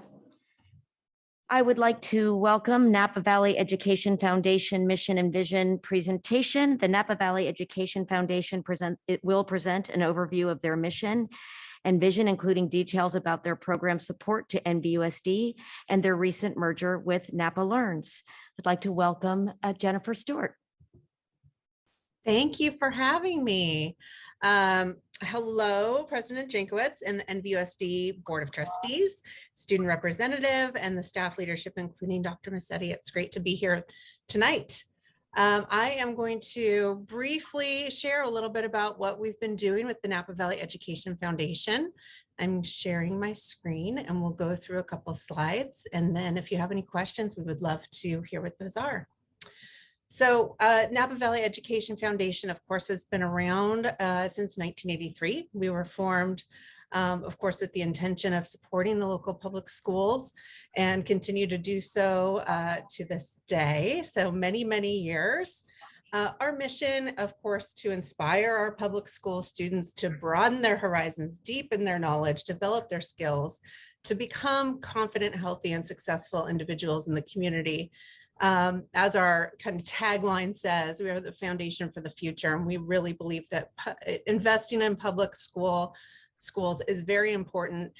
We know declining enrollment and other budgeting issues within the entire state and nation really lead to our schools being underfunded for programming. And that's where organizations such as ours are very happy to connect community dollars into programming that supports students. Our team, this is a quick overview of our leadership team. Of course, myself, the executive director. Lisa Augustine is our director of development. Kristen Anderson, director of programs, and Mario Piombo, director of communications, who are here today with me in spirit, listening in and able to answer questions at the end if you all have any. In addition, we have 8 other part-time staff as well who are implementing programs, including our Music Connection program, which is housed right down the hallway from you all in room 105. The Education Foundation's values are really around connecting students with experiences in the classroom that really lead to that academic, social, and emotional growth, inspiring programs that expand the school experience for those students, and then collaborating with community partners to sustain programs and create opportunities that engage students and inspire them. We're here, one of the main reasons that we're here today is because we recently did merge with Napa Learns. Napa Learns was the other large education serving nonprofit in town. We both are 501c3s. Napa Learns board members and staff came over with the merge to the Napa Valley Education Foundation.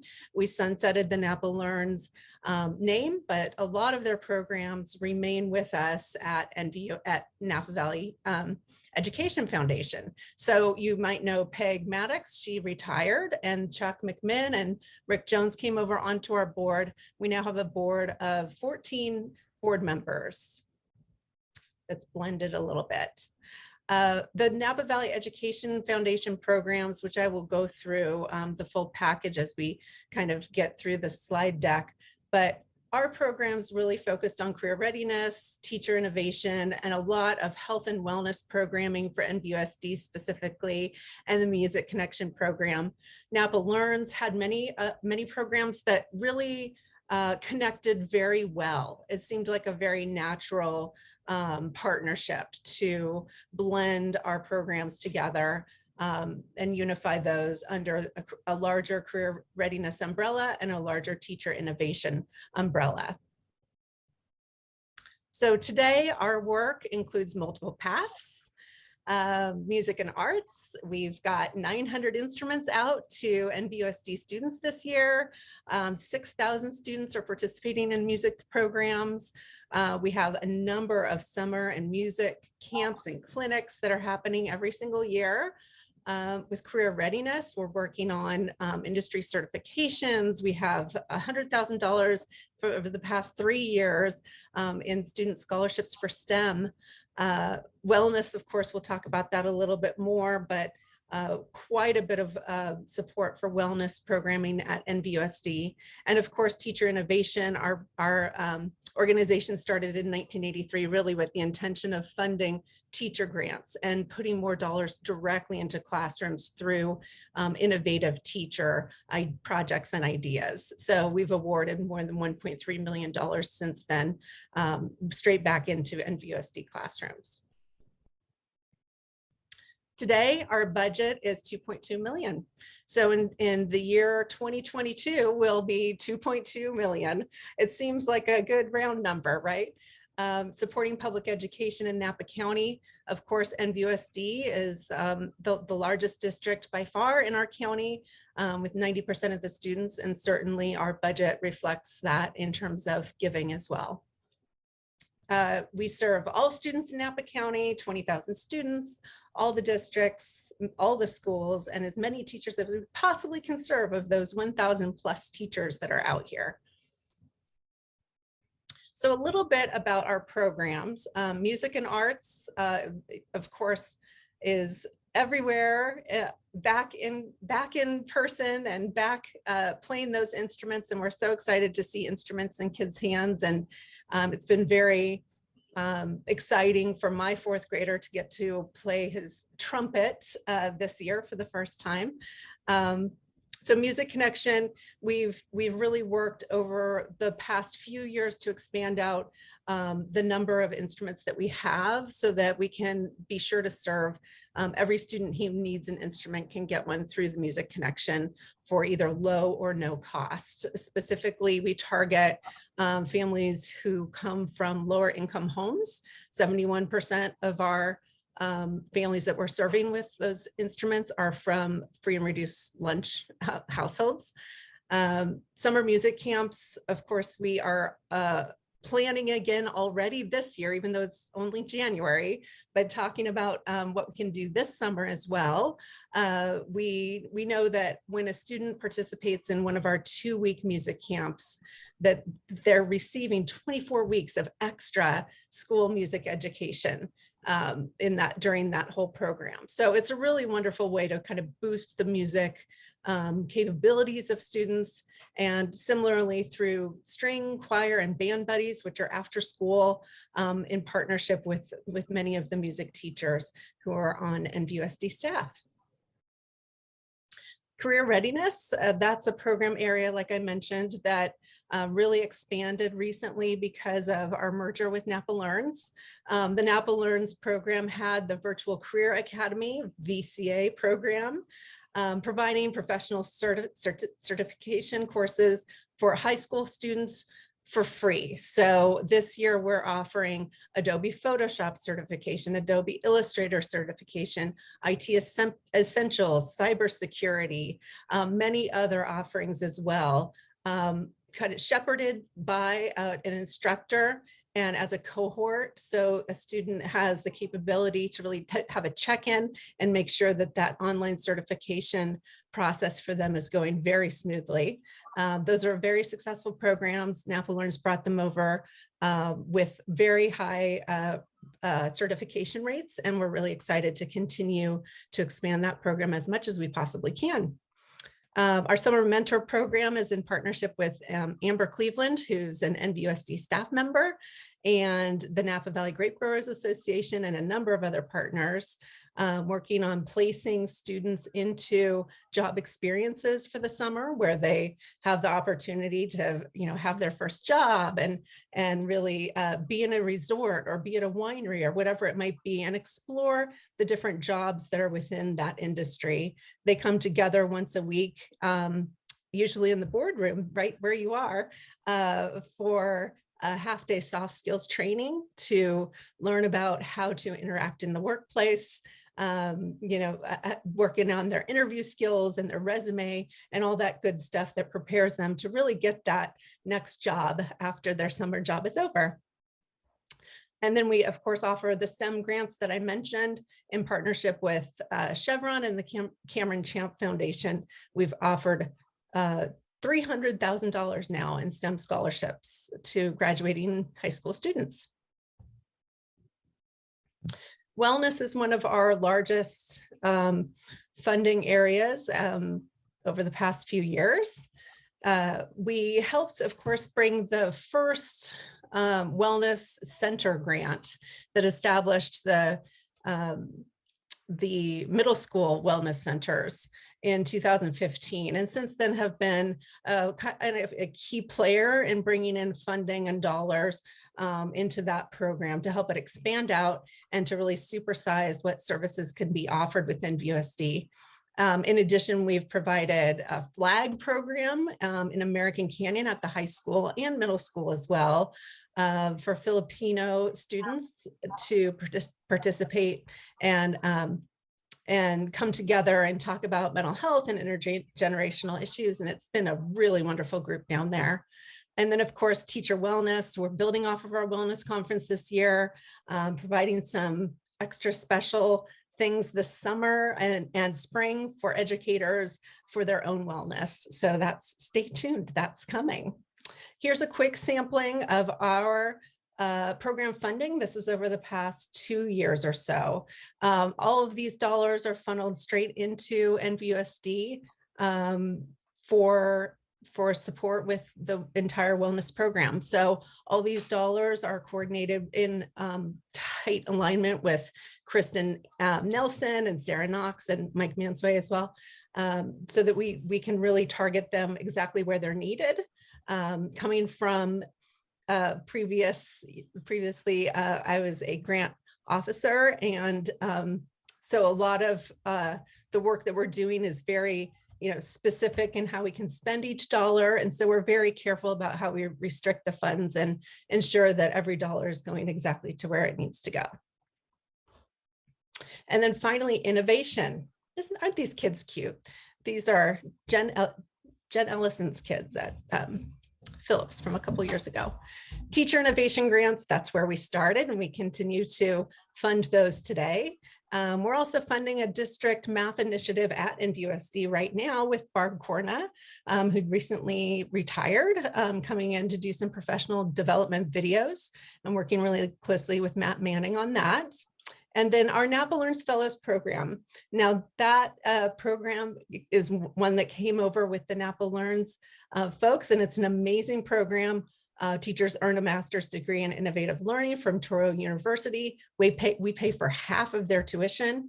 We're hoping to expand that program out and look at what else we could fund for teacher professional development like this, because it seems to be a really powerful program that's really impacted the quality of teaching in our community. So I think that was it. That's super fast. I know you have a very large agenda tonight, but we're very honored to be here and be able to share a little bit about what we're doing. That's the very quick version of it. And I would love to meet with any of you individually if you'd like to learn more. Thank you very much, Jennifer. We appreciate your time. Trustees, do you have any questions? I would just like to say just a couple of something very briefly. I want to thank you for your support of our Students of the Month. We appreciate the acknowledgement and celebration of those students. We appreciate your continued support of programming of our faculty, for your partnership and collaboration in providing impactful resources and opportunities for the students of our district. And just so, excuse me, for some context, Ms. Stewart is in her 7th year at NVEF.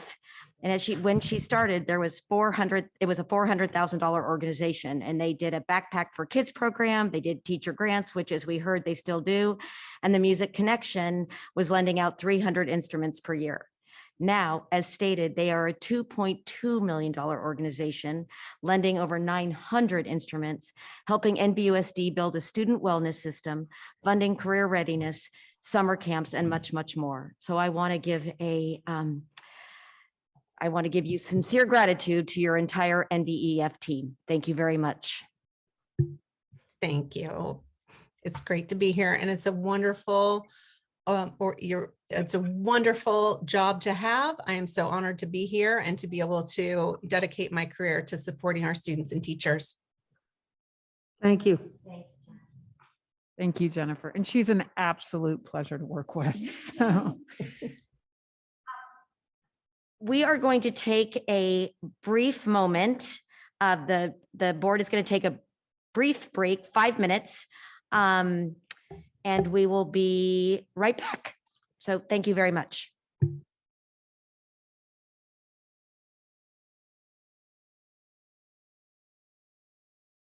Okay, thank you very much. We are back, and we are now moving on to J1B, Public Hearing School Board Trustee Area Redistricting 2021.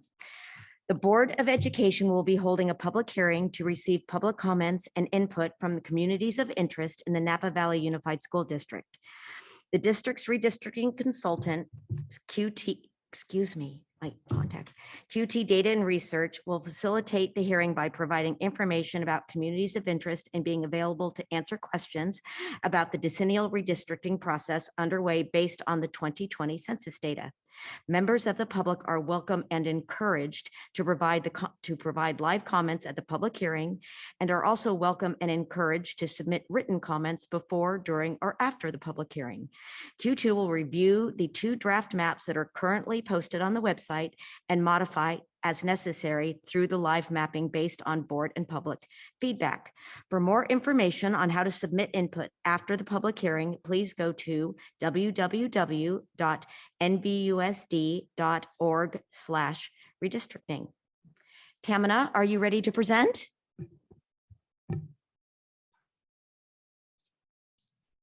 I am. Good evening, Dr. Massetti and Board of Trustees. Thank you so much for having me. Are you able to see the screen that I have?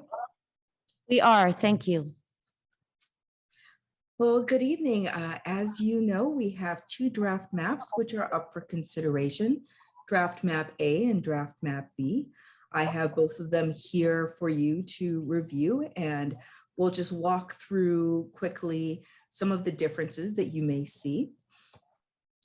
These are no different from the ones that are posted currently, and you've all had a chance to review them. So we'll go quickly through these so that it's not too boring to repeat the same things. But we did substantial work on the northern part of the Unified School District and looking at where the lines wanted to move. We wanted to move lines. As you know, the difference between the current lines and the lines which are in 1A and 1B come down to this area down at the bottom of 5A, in which we moved the line to Jefferson Street, F Street, and California. And that was specifically for purposes of balancing and equalizing the population in those districts. So this is the map A that you are looking at. And the area that you want to pay attention to that is different from B are in 2A and 4A. As you can see, between 2A and 4A, we go up to 29 here. And we have a split in American Canyon along West American Canyon Road. So this is an east-west split, which goes up into the city of Napa. And the border here is along the 121.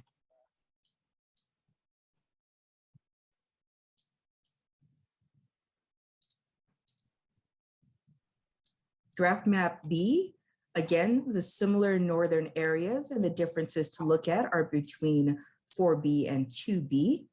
So this time, instead of coming up the 29 all the way up to the 221, I'm sorry, to the 121, up here where 3B is, the line moves west in American Canyon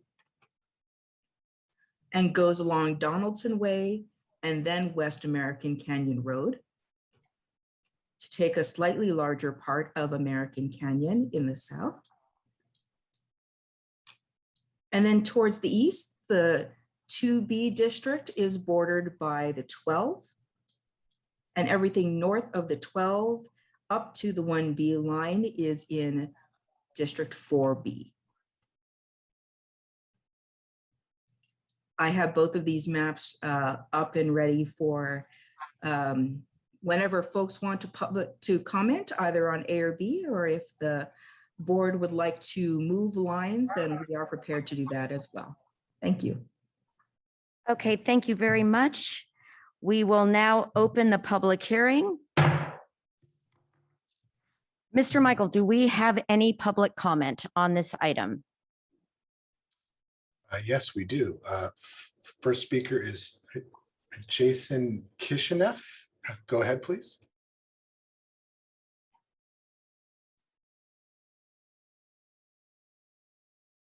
Unmute. Okay, you hear me? We can, thank you. Great. My name is Jason Kishinev. I am a congressional candidate, and tonight I'm speaking for the Napa County Progressive Alliance First, we are disappointed that the district has placed these public hearings on redistricting towards the end of normally scheduled board meetings. At the last public hearing on December 9th, redistricting didn't come up until almost 5 hours into the board meeting at about 11:30. Not surprisingly, there were no public comments.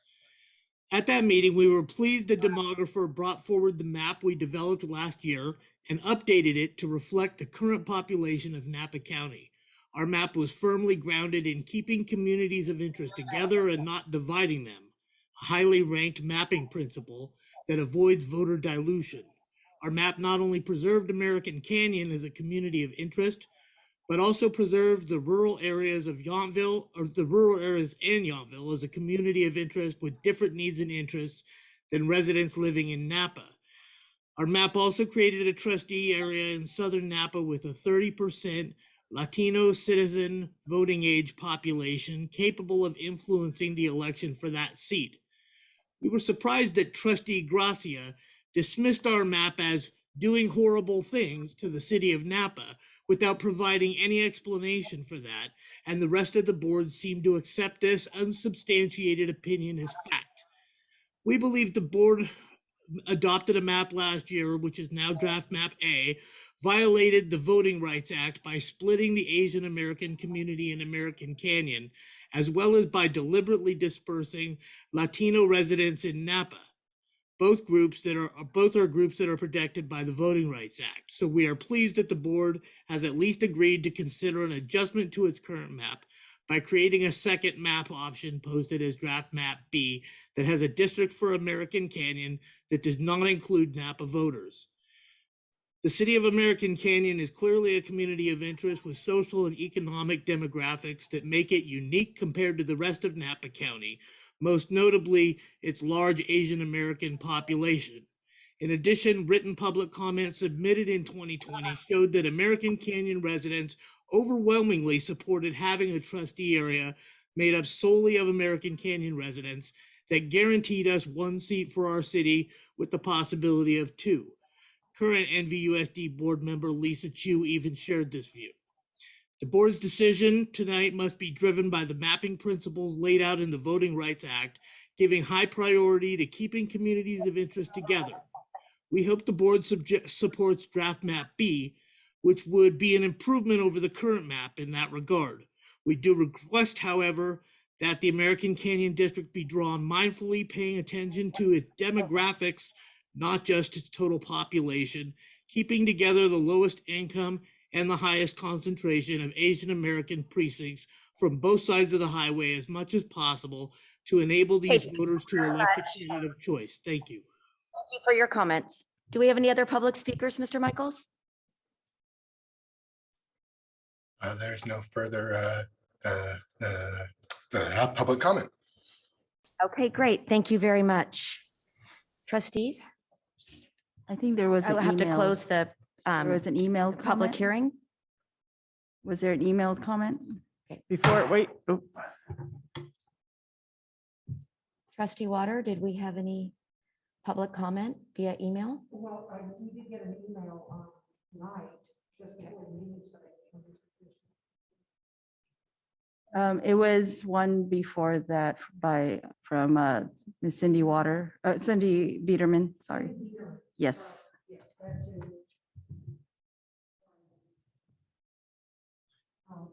But it was after 8 a.m. It was after 8 a.m. It was after the 8 a.m. So I can start. Trustee Chu?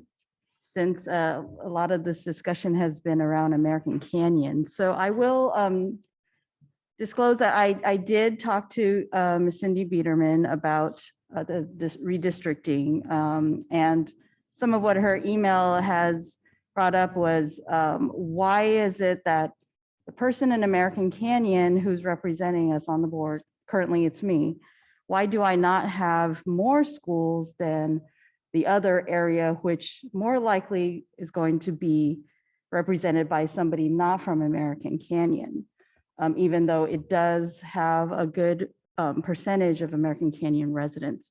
And so I did help her with a map that had an American Canyon specific area that included 4 schools. That's Canyon Oaks, American Canyon High School, Donaldson Way Elementary, and also ACMS.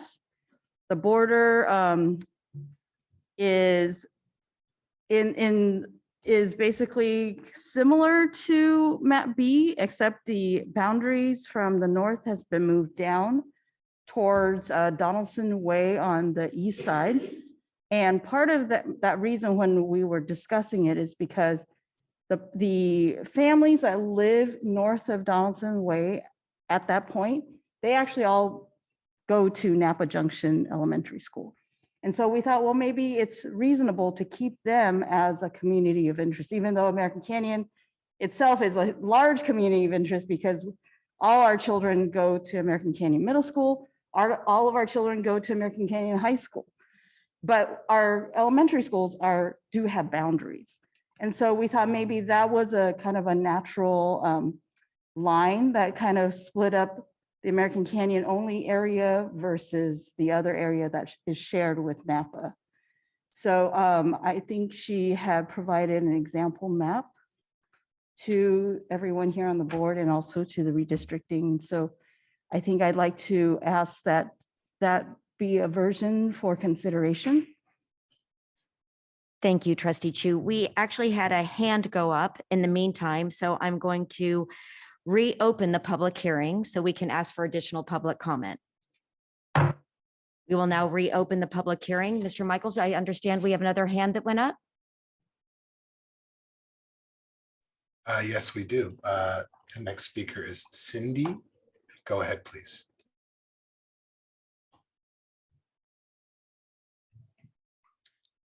Good evening, board and superintendent. As you guys were saying before, happy 2022.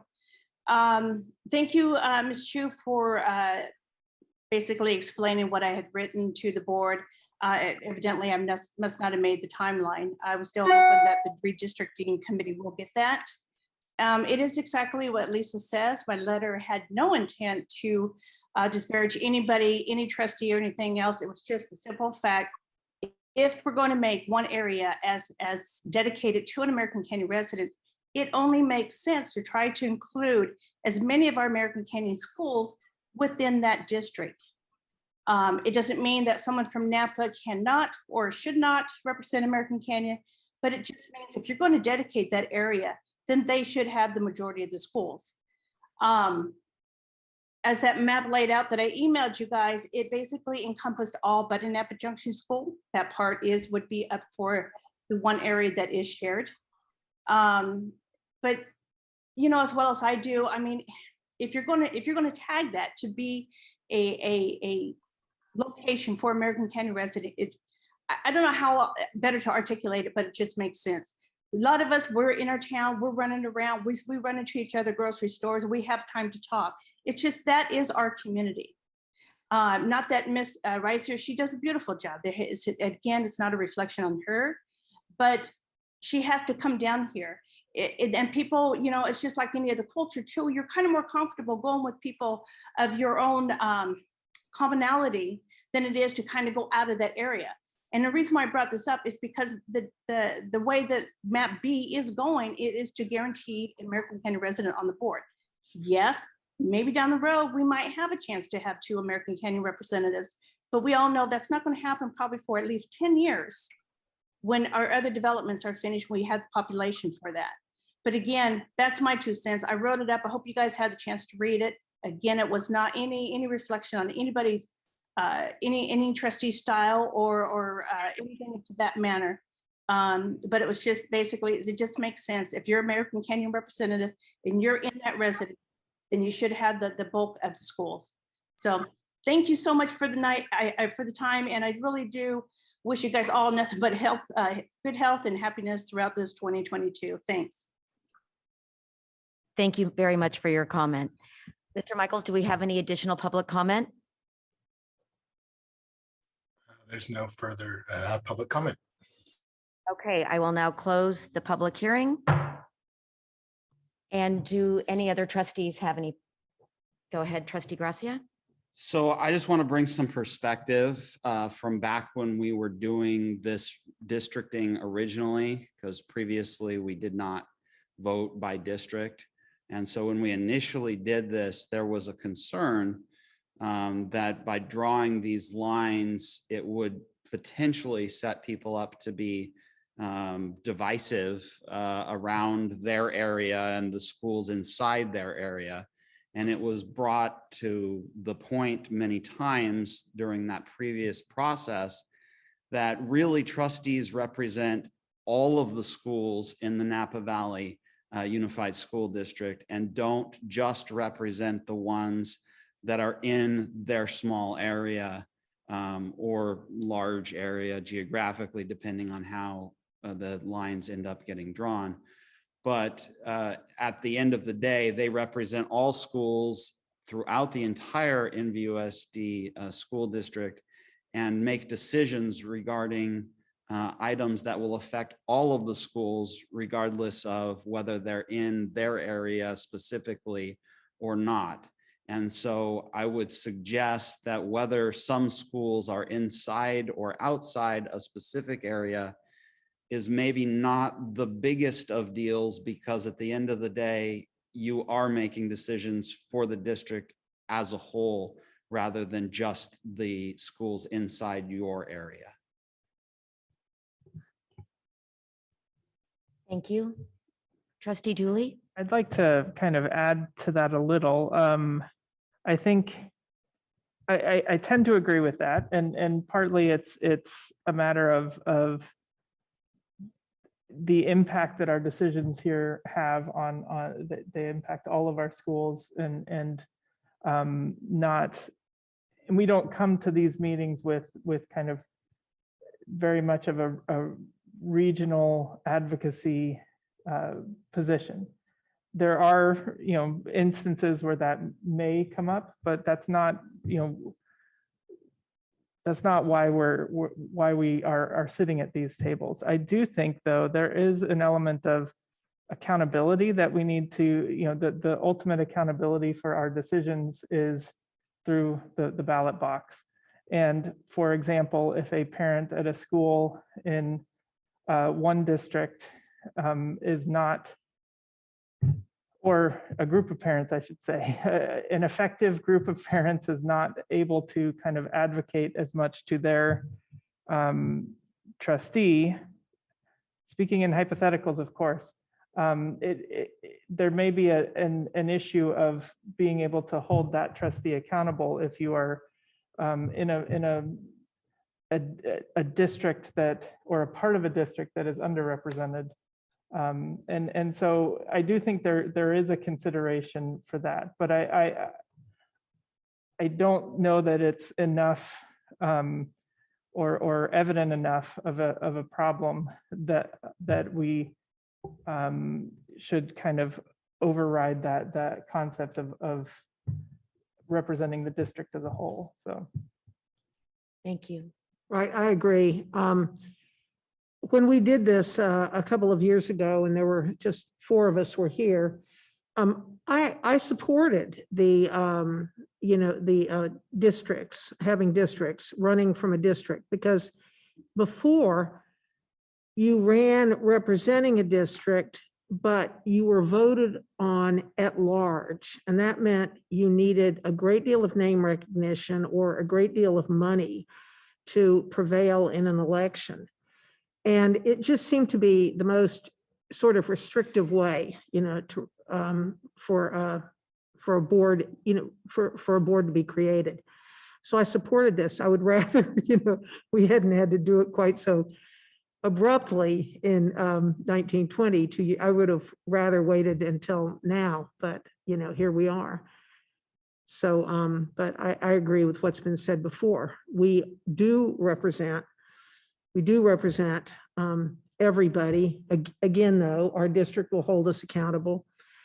But gosh, I've seen Lisa and I've seen Eve, visiting schools, in Napa, and I've gone down to visit schools in AC. So, we in order to be informed, we have to get around all over the district.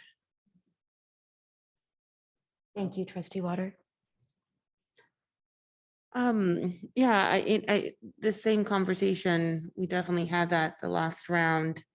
And I remember really steering myself towards the map that kept American Canyon a bit more as a whole. But now that we've had an opportunity to kind of put this map into practice, I'm seeing a great benefit of having a trustee that lives in Napa and goes to American Canyon and kind of share where that perspective comes from. But as I was even reflecting on that, I realized that it's being looked at in all of our conversations as all of our schools. So it's very much we've created that our discussion has been very much all of our schools. It's not really necessarily steered towards that, but what's important is to have at the table the perspective of our American Canyon community through an elected official, and we do have Lisa here, and I'm sure Lisa gets asked about, Trustee Chu gets asked about all of the schools, not just one, because she does live in the area. And I still think that it does provide the opportunity in map A for also an American Canyon representative. So I think, so even if in the future we were to have both, I think we have lots of different opportunities, is what I'm saying. It's offering more than of a reflection of the situation of our communities and connecting bridges between our community versus dividing it. I do like the sort of balance of our east and west, and I think it just doesn't look like we're maybe doing something funky with the lines and all of that. And I think it has been, both trustees here, Chu and Reiser, have been exemplary in representing their schools in the districts that they're at. So I'm thank you for bringing up that question. It's definitely made me think about it again and reflect on that initial conversation that we had not too long ago. And but I have to say that I'm still very much steering towards map A in terms of still being able to provide that that input, and unless there's some response from our council or anything like that, I don't think it's breaking any of the BCA concerns here. I think we're working with a demographer that's helping us making sure that we are following that. So I don't think that's splitting up any communities of interest. And I think if anything, it's providing more of that opportunity of having the voice at the table here. So Thank you. I just wanted to ask, at the end of the day, I have not heard from our constituents in American Canyon one way or another very much on this issue. It's been very little, it seems like, communication as a preference. We've only had 2 commenters tonight and very few previously. So I just wanted to extend the invitation that the next time we consider this, I hope that more people from American Canyon will show up and express their preference. But perhaps the silence is actually a message itself, that they don't really care to change what we have presently. That could be, but just in case that it's not, I wanted to extend the invitation to hear more. Thank you. I do encourage the public, if you would like to submit additional input after the public hearing, please go to www.nvusd.org/redistricting. Trustee Reiser, do you have any closing comments? Yeah, thank you. First of all, I want to thank Ms. Biederman for her call and for her comments. I want to assure her that I don't take it personally at all. I understand this is an objective process, and we're really trying to look at what is going to result in the best, most supportive representation and in community engagement. And I currently represent Area 4, and it is a little challenging to represent an area that's so geographically large and that covers 2 municipalities. And I want to thank Trustee Chu, because as a resident of American Canyon, where I live in South Napa, has really been wonderful in connecting me, introducing me to people and connecting me to people and sort of helping me, with my outreach there. Because when I ran for the school board, it was with the intention to represent my area, the complete area. So I don't consider myself to be a Napa trustee that happens to have some American Canyon schools. I consider myself to be the Area 4 trustee that represents the entirety of Area 4.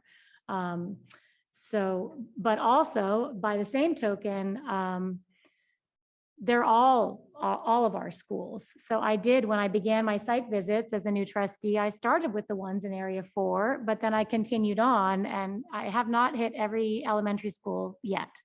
There's still a few elementary schools not in my area that I haven't visited, but it feels to me that this is coming from sort of a long track record of sort of the historic lens of American Canyon years ago not having any schools in their town, and sort of setting up a trend of feeling not represented and sort of othered within the district historically. I feel like that's a fair thing to say, kind of in the bigger picture.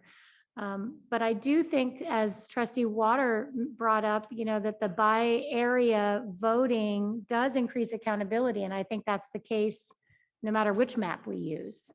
I have a slight concern about, in my particular election, there were actually 3 of us vying for Area 4.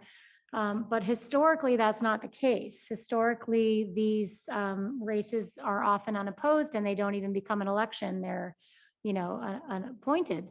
So actually, of the 3 new trustees of us on the board, mine was the only contested election. So, that was part of my thought process when choosing to enter the race, was to just think, this is an important role and voters should have a choice, and we should have this be something that is that voters can think carefully about who they think will represent them best.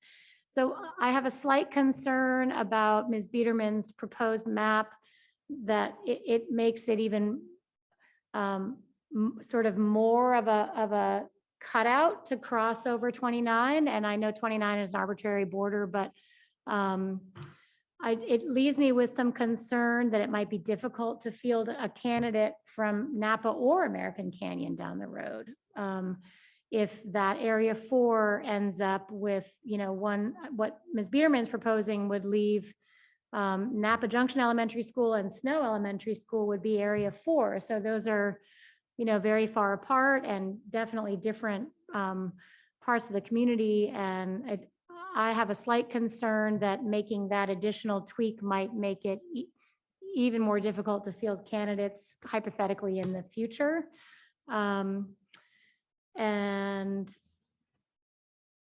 But I do understand, and I'm not opposed to the map B, because I understand the desire to ensure one American Canyon resident sits on the board.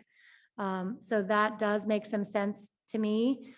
Although I wonder if staying with map A, I think, that Napa section that is part of Area 2A is not very densely populated. So with Area 2 drawn as it is now, with the slight change in map A, I don't, and I may be wrong about this, but I wonder about how likely is it that somebody for Area 2 would live in that not very densely populated part of Napa. So I'm not opposed to map B and making an entirely American Canyon bounded area, but I just wonder if that is essential to really ensure an American Canyon resident on the board because of the part of Napa that is in the northeast part of Area 2.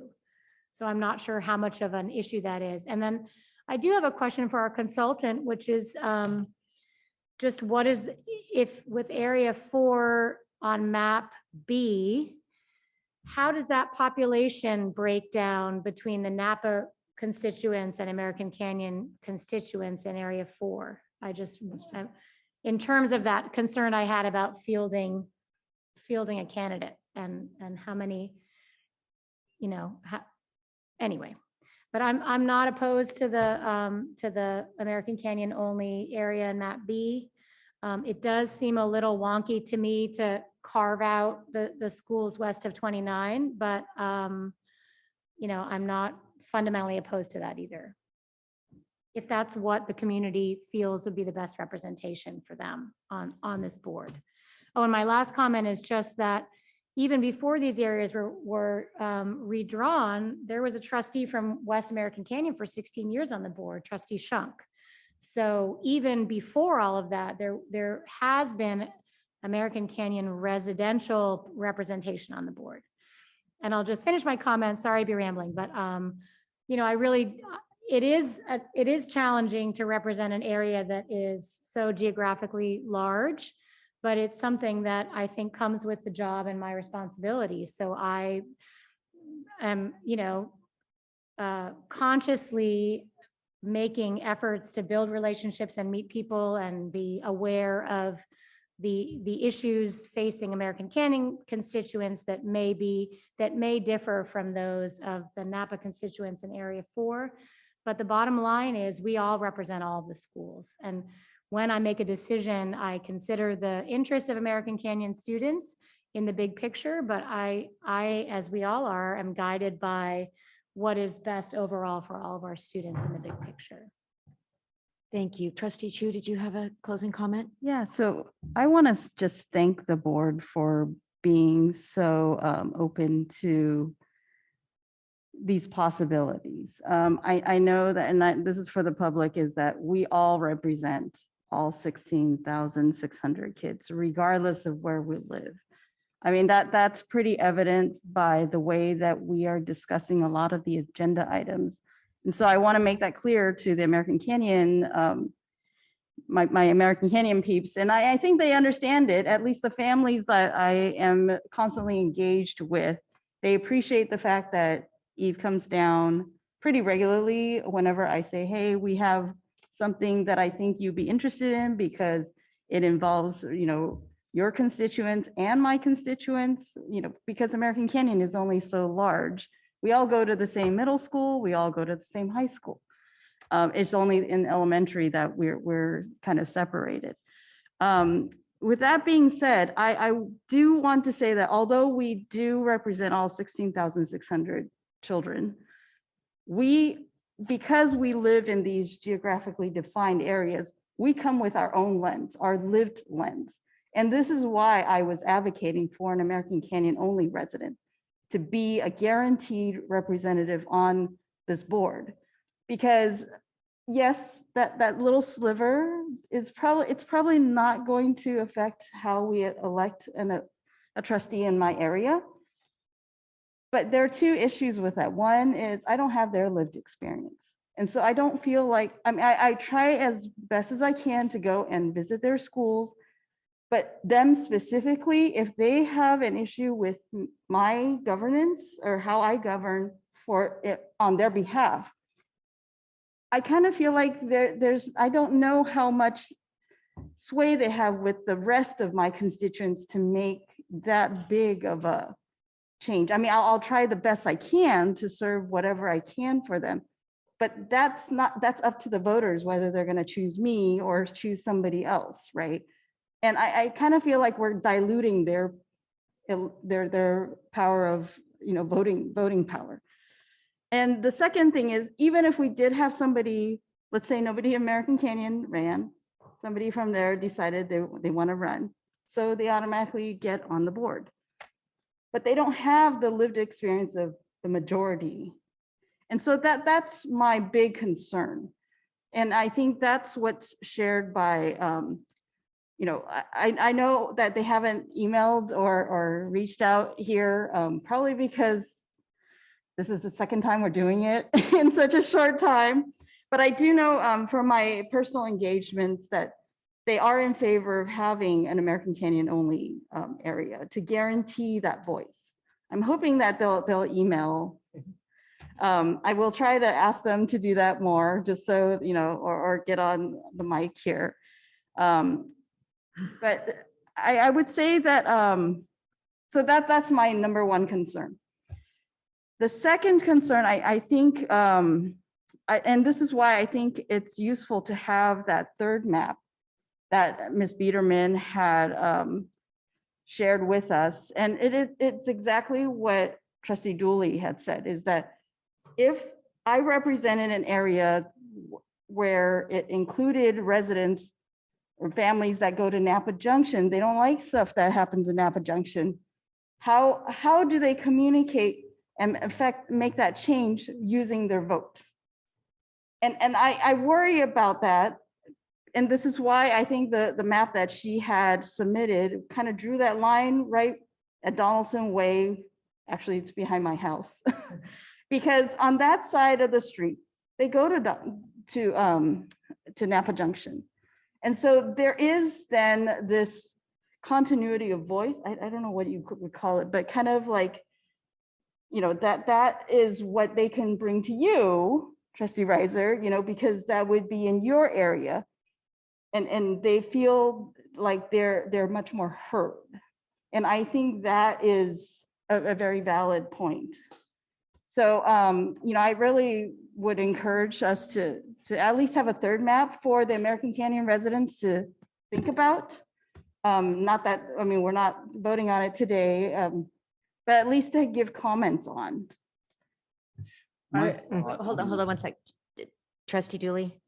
I just have a quick thing to add to that, and it really relates to, I should say, I am interested in the map B, and for all the reasons we've talked about, but I do think, you know, I know we were drawing the map based on the relative populations of the districts, and I do want to make sure that we are conscious and intentional about those map boundaries. It may be that that we consider a third option with an American Canyon, you know, as presented by Cindy Biederman, but I want to make sure that we're not cutting off just in the name, as one of the members of the public said today, cutting off communities of interest or you know, meaningful populations, just to make sure that we're balancing the overall population count. So I do want to, you know, I know we do have the draft map demographics on the district website, which President Jankowicz has mentioned a couple of times, and I encourage people to go to. And it, you know, it breaks down various identifiable demographic statistics for each of the maps, and that's helpful. But it does, you know, what I think, what I'm missing at least is how the lines that we drew at the last meeting affected those demographic populations, and if there's a way to be more intentional about those lines. And it really does take, you know, it really does take a lot of input from the public that we don't necessarily have at the moment. And so, because, you know, we can make those decisions, but it's not necessarily going to capture everything. So Tamina, are you taking notes in this dialogue on making some adjustments or possibly creating a map 3? I am taking notes. Thank you. Great. Thank you so much. So I did have some concerns about the Cindy map. That's what I'm going to call it, because we don't have any other way to sort of term it. Cindy B map. The Biederman map. Okay. Then at the end of the day, I feel like what's happening there is we're sort of othering the people who attend at the end of the day, Napa Junction, and sort of sloughing them off to the greater Napa area and sort of diluting, in fact, their options to have someone that does represent them, because at the end of the day, I feel that map actually ends up in a way that it's predominantly a Napa city map, with most of the voters, I think, then being in the city of Napa. And so what you've sort of done is really othered the people who go to Napa Junction. And I have great concerns about that. Whereas in the B map, we have something that is more inclusive, I think, of a mix of Napa and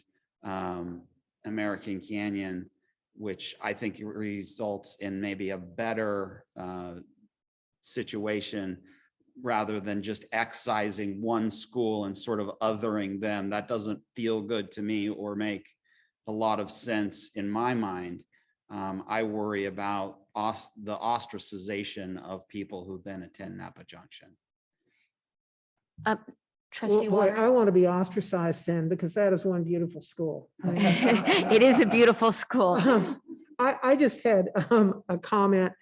Mr. Kishnev sent a letter at about 3, I got it at 3:30 in the afternoon, and it does have an attachment with comments from American Canyon residents, including our very own representative. And it's good reading. It's interesting reading, and people have different ideas. And you know, I do recommend it. So thanks for enclosing that, Mr. Kishnev. But one thing that keeps coming up is we keep being reminded that there is future development. There's future development, and we need to take that into account. But we can't count people who aren't here yet, and who aren't actually in the area, and who are living elsewhere, and voting for their representatives elsewhere, and maybe aren't even born yet. And when they come, they can enter kindergarten, and that will make us all happy. But I mean, whenever like Napa Pipe project, 945, I've been waiting for that for a long time, many years. I'm sure it's coming with Costco, but we, I don't know how we take that into account, you know, of a future development. I don't know that we can. We're just going to have to add it in the next 10, you know, in 10 years, because they're not here yet. And as I reflect on this and think, you know, Ms. Biederman's point was that the sole, you know, the trustee on the board whose area lies solely in American Canyon, were we to go with map B, should have all the American Canyon schools ideally. And since that's not possible, you know, she's proposing all but one. But I actually, you know, just to play devil's advocate here, I think that might actually dilute the American Canyon representation accountability, because then there's only one trustee, you know, and again, we all represent all of the schools, but there's one trustee as opposed to two. And I think, and I don't say this about myself, but I'm not going to be on this board forever. I think there's a possibility that if you only have one, you know, the one Napa Junction, it's a shiny, beautiful school, a wonderful school in American Canyon in Area 4, then I think that a future trustee from Area 4 might have an easier time kind of turning away from American Canyon issues. Whereas currently with map B, and I, you know, I understand Ms. Biederman's point, but with map B currently, the trustee area 2 has 3 American Canyon schools, and the trustee area 2B has 2. So then that's 2 trustees that are directly tied to the American Canyon to really, and Ms. Trustee Chu made the point that all the American Canyon kids go to ACMS, and they all go to ACHS. So to me, there's something very balanced about having one of those schools in each area, because then each, you know, both trustees are involved in and accountable to every parent in American Canyon. So that's just, I feel like there's a balance there that makes sense, and that we can accomplish with map B that, the desire that some American Canyon residents have expressed to have an AC only trustee area. It's kind of the best of both worlds, where you have you're guaranteed an AC resident on the board, and yet the Area 4 trustee is also tied to and accountable to multiple schools and every NVUSD family that lives in American Canyon.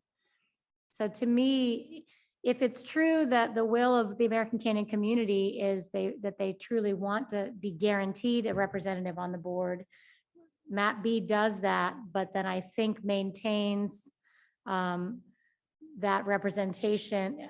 I think it is likely to lead to better representation from future Area 4 trustees potentially because of the school division. Thank you. Well, I look forward to the next presentation and all the input that has been given tonight. President Jankowicz, I do want everyone to realize, if you go on the redistricting 2021 page, we'll be posting the final drafts on January 26th. And there is just one final hearing on February 3rd, along with the board vote. So I just want people to be kind of mindful of that timeline. We are coming up. This is the fourth of a series of 5 meetings. And so I think it's important people to understand that No, I coming up appreciate on that. February 3rd is the board vote. Thank you. Bless you. Can we J2A. ask what our student board rep thinks? Because she is an American Canyon High School student. I'm not really that knowledgeable about redistricting or like the border, but I do think that the discussion around having like 2 representatives from American Canyon is pretty interesting, because growing up, I always thought that American Canyon was like a pretty small community until I realized that we're the second biggest city in Napa County, which was like really strange to think about. But I don't know, just being at these meetings and like seeing all the presentations, I see American Canyon like making its way, I guess, to Napa gradually. And it's really nice, I guess, to see like my community represented.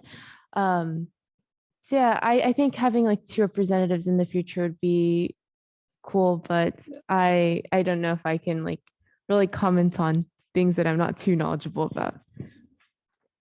Thank you. Future of the Harvest Middle School property, long-term vision and community engagement plan. The presentation is regarding the long-term vision, guiding principles, and community engagement plan for the Harvest Middle School property disposition after closure of site. A contract for Katia McLean from Steinberg Hart was approved at the July 10th, 2021 board meeting to provide community engagement and architectural design services for the NVUSD preliminary development plan for Harvest Middle School property. The purpose of today's presentation is to provide, this evening's presentation is to provide the board and the community an overview of the long-term vision, guiding principles, and community engagement plan that have been developed to advance the work related to the disposition and future sale of the property. Katia, welcome. Thank you, President Jankowicz, for that introduction. I'm actually going to be kicking off the presentation tonight. So before we hand it over to Ms. McLean, Mr. Michaels, do you have the slide deck?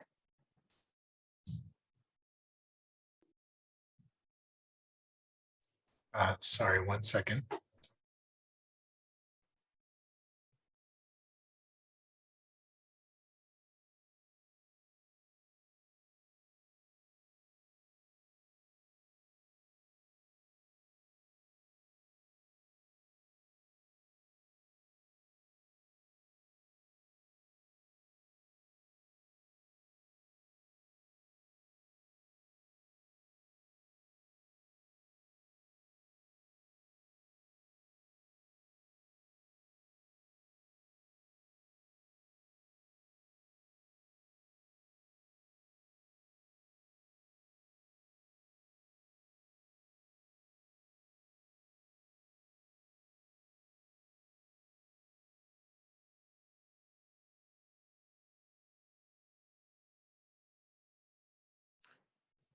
Great, thank you, Mr. Michaels. So thank you for the opportunity to introduce and kick off tonight's presentation regarding the future of the Harvest Middle School site. Before we talk about the immediate and long-term next steps for the site, I do want to take a brief moment to discuss how this presentation item came to be on tonight's board agenda. During the difficult period of considering and eventually executing on middle school closure and consolidation in response to rapid declines in student enrollment, the board charged my team and I with making sure that we gave planning for the future of the Harvest Middle School site our full focus and attention. In fact, I was asked by you as trustees to prioritize this work in the 2021 school year. So that is indeed what my staff and I have done. Specifically, I'd like to acknowledge Assistant Superintendents Rob Manguala and Mike Pearson for dedicating time and energy to this priority, despite the ongoing challenges of this school year. As you are all well aware, the board made the difficult decision to close Harvest Middle School back in April of 2021, with the closure being effective in the upcoming 22-23 school year. Understanding the impact this school closure would have on the surrounding community, the board simultaneously requested that staff immediately get to work on determining how the district could ensure that this property be surplused and sold following all of the standard protocols and procedures, but with a community-conscious orientation and approach. In addition, there was a real concern that if we didn't get to work on this immediately as staff, we ran the risk of leaving the property vacant for a prolonged period of time, which would not serve the community's best interest. So I want to recognize that the school is still presently operating with the amazing and dedicated Harvest Middle School staff who are still working tirelessly and relentlessly to educate the students of the Harvest community. And although it's difficult to talk about the future of the property while it still serves students, we wanted to make sure that we got to work on this right away so we could make something happen for the community sooner than later. Tonight's presentation is the culmination of months of thinking, planning, and designing a conceptual vision for the board and the public to start to consider, to then refine through input and feedback, and to eventually recommend moving forward as we aim to ensure the property does not remain a vacant, underutilized asset in the community. In order to accomplish this work, we've partnered with a professional firm, Steinberg Hart, as was mentioned by President Jankwitz in the description of the item, that works on shaping environments and creating inspiring places that build community and connect people with places. Steinberg Hart, as an industry leader, has allowed us to imagine what's possible within our given constraints. They have helped us to think about how we can collaborate with our local city, in this case, of course, the city of Napa, to maximize opportunities, and most importantly, has provided us with a roadmap for community input. So tonight you will hear about the long-term vision and the community engagement plan that we've put together thus far, and we look forward to the board's initial input. Next slide.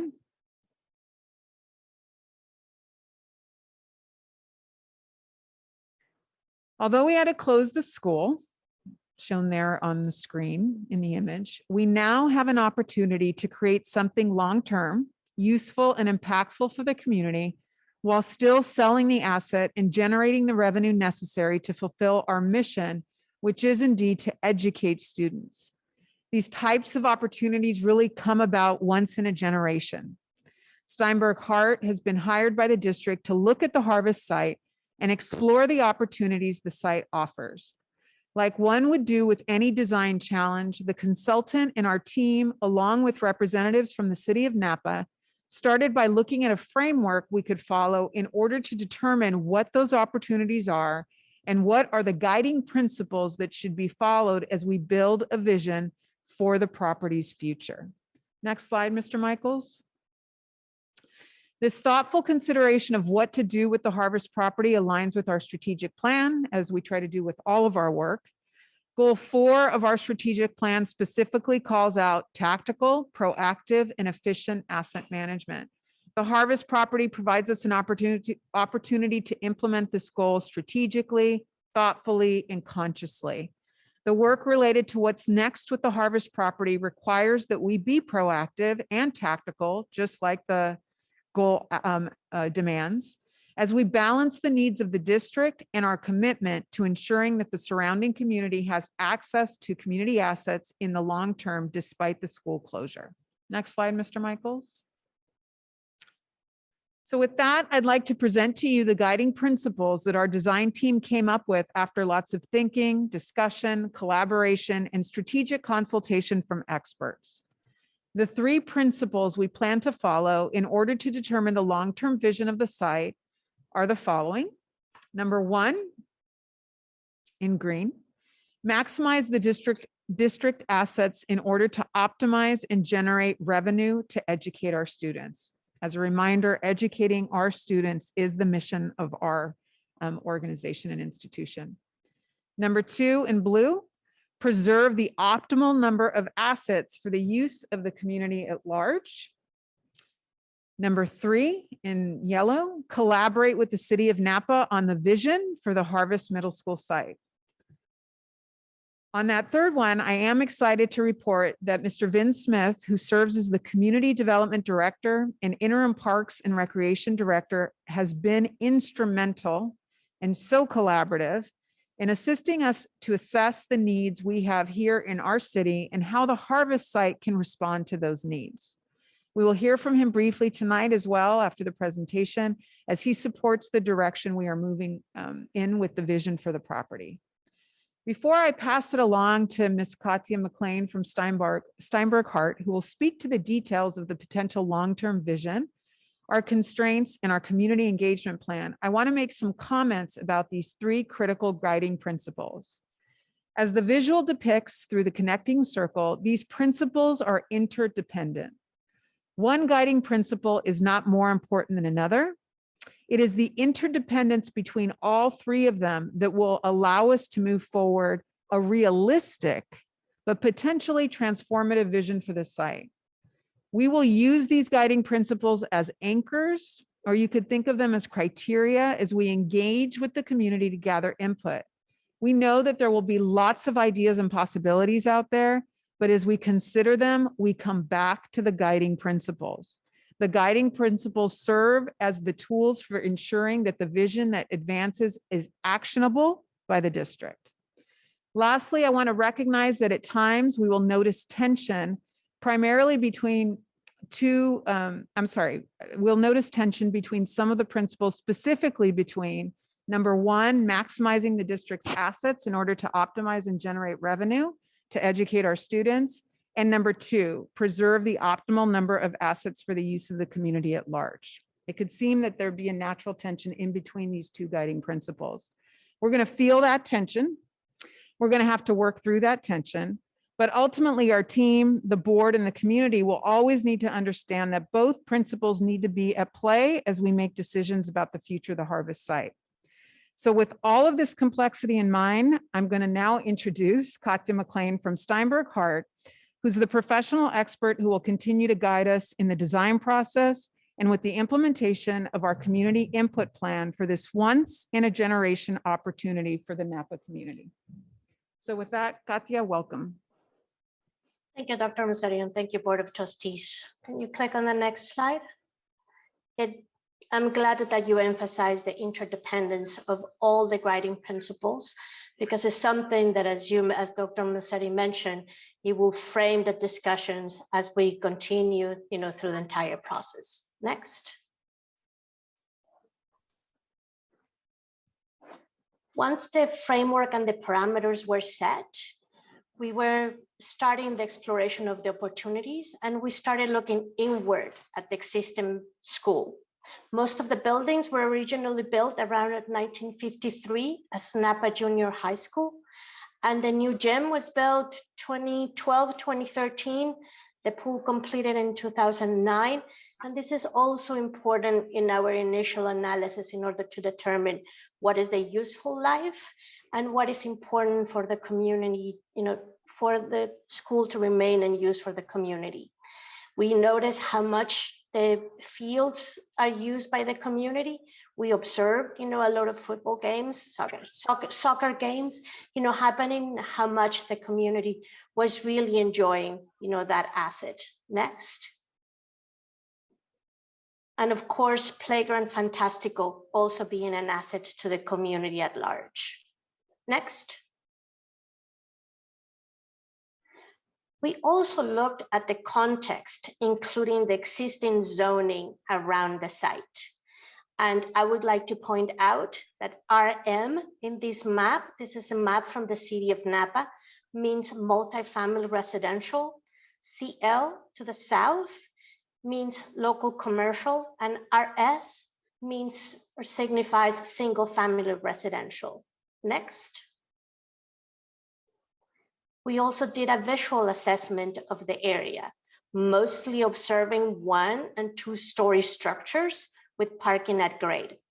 And as noted in our principles and the guiding principles for the design, we know that we need to collaborate with the city of Napa, since they are the ones at the end that will be approving any density and any housing envisioned for the site. Next.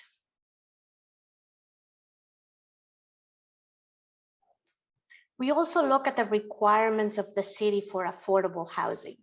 Most new developments in the city, and actually throughout the state, pay fees at the time of development that then later cities use those fees to create affordable housing.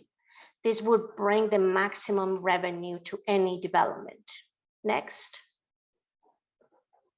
However, echoing what Dr. Musetti mentioned about the district interest in being a community conscious and building upon that commitment from the district towards the community, we decided to find a balance and explore having 10 to 15% of units to be affordable within the development. That is called inclusionary housing.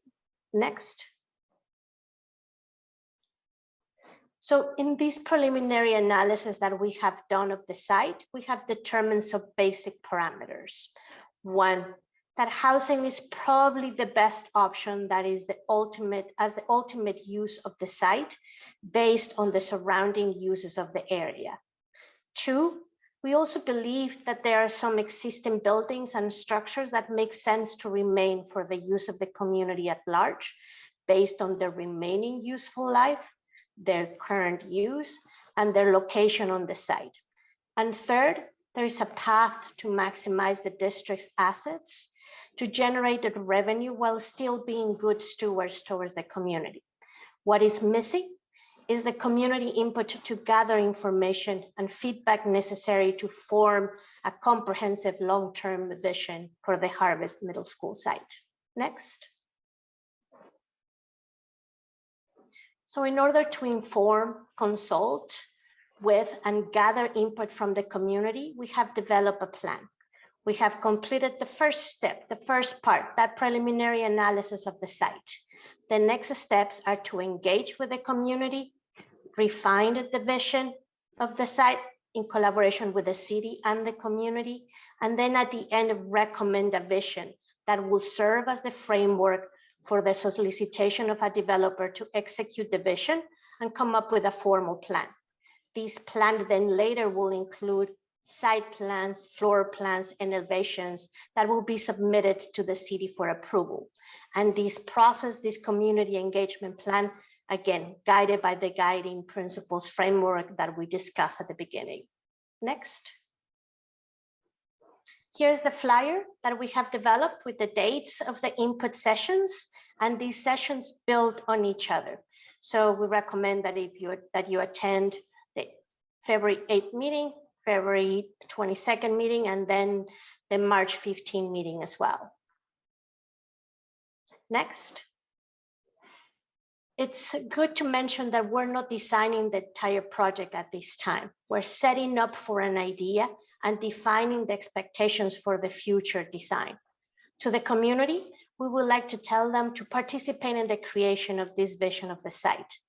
listen to others. There may be different opinions in the community that we will need to listen and be respectful of. And at the end, find common ground. Inform us also of those items that we may have missed in this analysis. The community we see as a consultant in the process.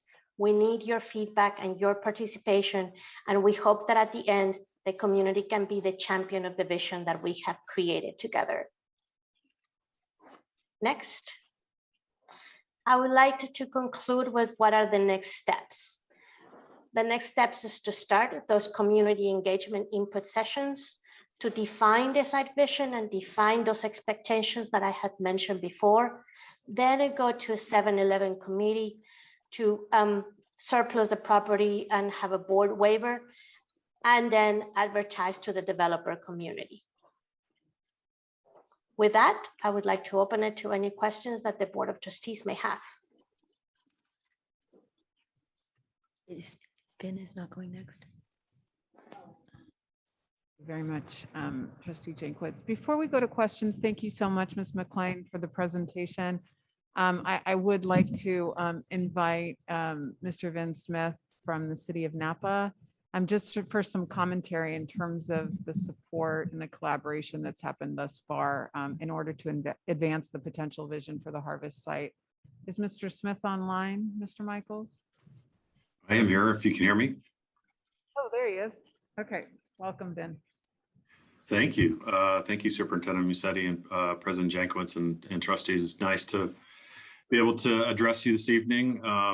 The superintendent and Katya did a great job of describing, how we've gotten to the point that we've gotten. I've had a great working relationship with Dr. Musetti and her staff to this point. Looking forward to continuing that. I didn't have any formal comments prepared other than to support the efforts that we've undertaken so far. I've committed to attending those 3 meetings that Katya outlined there.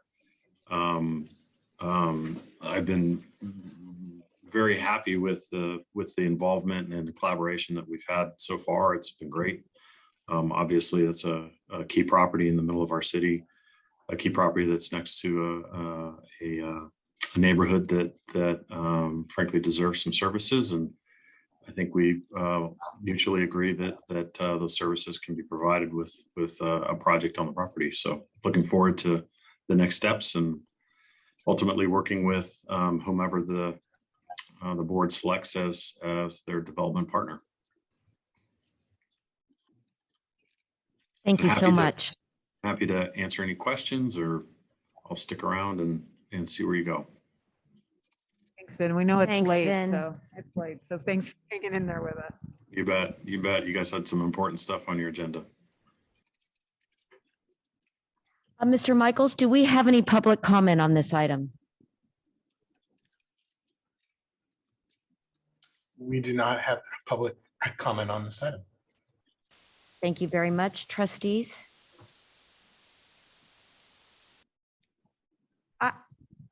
Does anybody have something? I just wanted to acknowledge and appreciate the guiding principles that were presented this evening.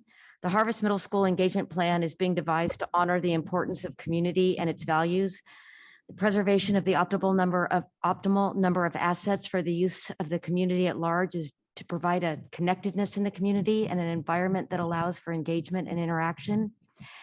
We have a responsibility to provide the best educational experience for each and every student, as Dr. Musetti said in her comments. At the foundation of that principle is the fiscal responsibility of optimizing those assets to generate meaningful revenue, to continue to prioritize student learning and experience. We take seriously the responsibility of being financially accountable in order to maintain our commitment to student outcomes. This approach strikes me as smart growth. It keeps a community resource intact. A percentage of the developed site will be inclusionary housing. It strategically allows us to abide by one of the critical guiding principles and responsibilities of the school board, which is fiscal oversight, which ultimately serves our students and community. I appreciate and empathize with the hurdles it took to get here. I acknowledge the difficulty of change, but I also appreciate the opportunity that change can bring. As Ms. McLean so eloquently stated, you can be a champion of the final vision. So we look forward to the work ahead. Thank you in advance to all that will attend the engagement sessions. We appreciate your commitment to this vision and next steps. So thank you very much.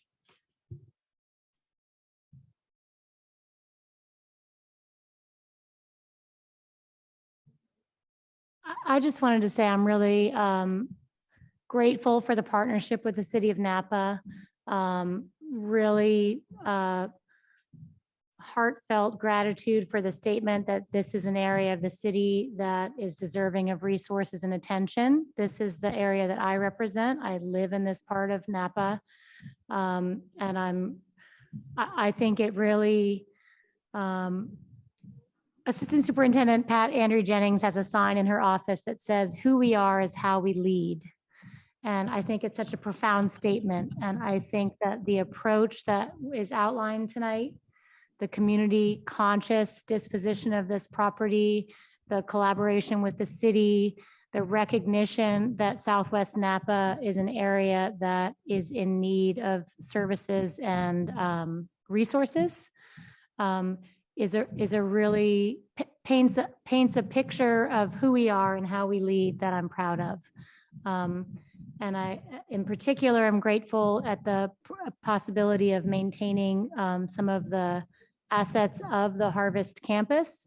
And in particular, I want to publicly say that access to green space is an equity issue, and maintaining some green space and some recreation area in this part of our city is a top priority for me as we look at the proposals that that our partners present to us in the future. So that's all I have to say, except I did want to highlight, I'm quite sure I understand that those community engagement sessions are going to be in English. They're going to be separate sessions in all in English and then followed by the same session in Spanish. So I just wanted to make sure that the community was aware of that. And again, that's an example of our commitment to engaging all members of our community. So thank you for that. Well said. Well said. I agree. I'm looking forward to working with the city. We can have something that we can all be proud of. And this is an area of the city that is densely populated. So for me, it was imperative that we preserve that open space, because we were talking about it once, and when it's gone, it's gone. And all you have to do is be in that neighborhood for a short time, and you'll see how valued those assets are by the people who live in the area. So I am really excited about this, and I hope people who are listening get excited too, because I think this is going to be just an important development in the city. It'll be an improvement, and as was said earlier, this is something that happens once in a generation, not often. So, you know, we have an opportunity to create something, help create something with our partners that we're all proud of. No, go ahead. Trustee Gonzalez Maris. Thank you, President Jankowicz. I'm just thrilled for the possibilities here, and already starting with some amazing, well thought out process here, and especially the guiding principles. I think it speaks to all of us as trustees. It speaks to our community members, whether folks that live in the area or other areas of Napa that visit the area. I grew up in that area, and I remember when the campus was an adult school where my parents started to learn and take more classes in English, and my mom got her CNA certificate there. And as it developed to Harvest and then also used for the River campus, and then the construction of it, just I know it's going to be an emotional journey as well, and just acknowledging that. But at the same time, as we look at the guiding principles of maximizing and preserving and collaborate, like I keep thinking those words in my head as we go through this, because there are going to be moments where we're going to be feeling pulled or pushed a certain way. And I think as long as we are creating the space, which we are, to engage in this initial conversation, and then have the opportunity to just refine that and then recommend all in the next few months, is just really exciting for me to then move forward with it, than to have, my fear was to have it be seen as like a gated area that it just starts to look run down for years and years. And that is something that no community deserves to have in their neighborhood or in their area. So that's something that I know it may feel rushed, because we do, and I do appreciate that from Dr. Massetti, and acknowledging and respecting our current students and staff and families that are right now living their lives in that campus as well. But at the same time, not doing nothing, it was just also not an option. And having to move forward might feel fast, but I, for one, I had grown up in that area. I'm looking forward to that movement, and this is one change that I think is going to be just really exciting to see it. So looking forward to that journey. Thank you. Before Trustee Julie, just one moment, please. We need a motion to extend the meeting past 10:30. So moved. Second. A first by Trustee Gonzalez Maras, a second by Trustee Garcia. All in favor? Aye. Thank you very much. Trustee Dooley, please. I too am very excited, and Trustee Gonzalez Maras mentioned some of the things that I was going to say. I'm excited for this, and I really appreciate the very thoughtful and considered decision-making framework that this sets up.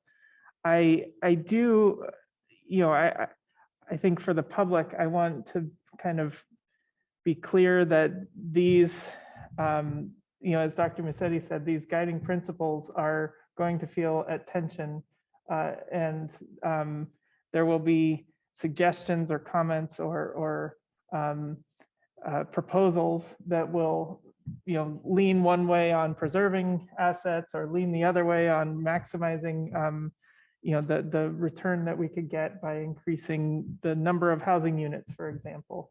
And I think one kind of great binder to that is the collaboration with the city. As Mr. Smith said this evening, there's a great interest in collaborating and working on serving an area of the community that needs to be served. And that is a commitment that we as a board made when we considered the closure of the Harvest campus. And I really firmly believe that these guiding principles and this decision-making framework is designed to carry that intent out with purpose and with intention. And so I'm very happy with the way this is going at the moment. So thank you. Thank you for your comments. I wanted to just chime in and echo what some of the other trustees have said. I do think this is a neat opportunity. And I do appreciate the mention and commitment that we sort of made tonight around Playground Fantastico. I took my children to that playground when they were younger. We had a lot of fun. So I'm happy to see that's on the list of things that we're really looking to preserve. So that's exciting. Thank you. Dr. Massetti? Yeah, thank you, President Jankowicz. I just want to highlight some key things about the community engagement. So Trustee Reiser already said it. There will be English only sessions, Spanish only sessions on the same nights. They are going to be hybrid. We are working through the technology. So hybrid from the site itself, opening up the campus for people to come to a live meeting and/or simultaneously participate via Zoom. So it'll be a hybrid format at Harvest itself. What's great is working with Steinberg Hart. Katya McLean, our lead consultant on this, is fully bilingual, biliterate. So she's been great in terms of generating the bilingual resources And I'm sure we'll do a great job facilitating the meetings in both languages. So that's great to not have to do them through a translator, but the professional expert in this area of design themselves is bilingual. She's bilingual. And then we know that we want to inform NVUSD community, which would be parents and staff, about the community input plan. So we will be distributing that to NVUSD community, but we know that there was also impact on surrounding residents that live in the neighborhood where you live, Trustee Riser. So we are going to be sending out the flyer that was displayed here, the snapshot of the flyer. It will be distributed to surrounding neighbors and residents. So we are making an extension beyond just the NVUSD internal community to invite that community input, because it is clearly going to be impacting the neighborhood. So that distribution will happen very soon. We're putting things into place for that to happen next week, so that people have notification of the meetings, those that live in the Harvest community itself. Great. Thank you very much, Dr. Musetti. We are now moving on to action items. K1A, agreement between True North and NVUSD. So moved. Second. First by Trustee Gracia, second by Trustee Dooley. Student Board Rep. Aye. All in favor? Mr. Michaels, do I have any public comment? There's no public comment for this item. Great, thank you. Oppose? Abstain? Motion passes. You didn't do ayes. Oh, sorry, ayes. Let's run through some ayes. Aye. All in Aye. favor? Aye. There we go. Student Board Rep, oppose, abstain, motion passes. Okay, K1B, purchase of up to 5,000 HP Chromebooks from SDS Education. So moved. Second. First by Trustee Gracia, second by Trustee Dooley. Student Board Rep. Aye. Well, I know you went, so I'm doing it after. Student Board Rep, aye. Oppose, abstain, motion passes. Do I have any public comment? There's no public comment for this item. We still have to vote. First by Trustee Gracia, second by Trustee Dooley. All in favor? Aye. Oppose, abstain, motion passes. I'll get it right on the third try. K2A, Sunbelt Staffing Services Agreement. So moved. First by Trustee Gracia, Second. second by Trustee Dooley. Student Board Rep, Aye. all in favor? I'll get it right on the fourth.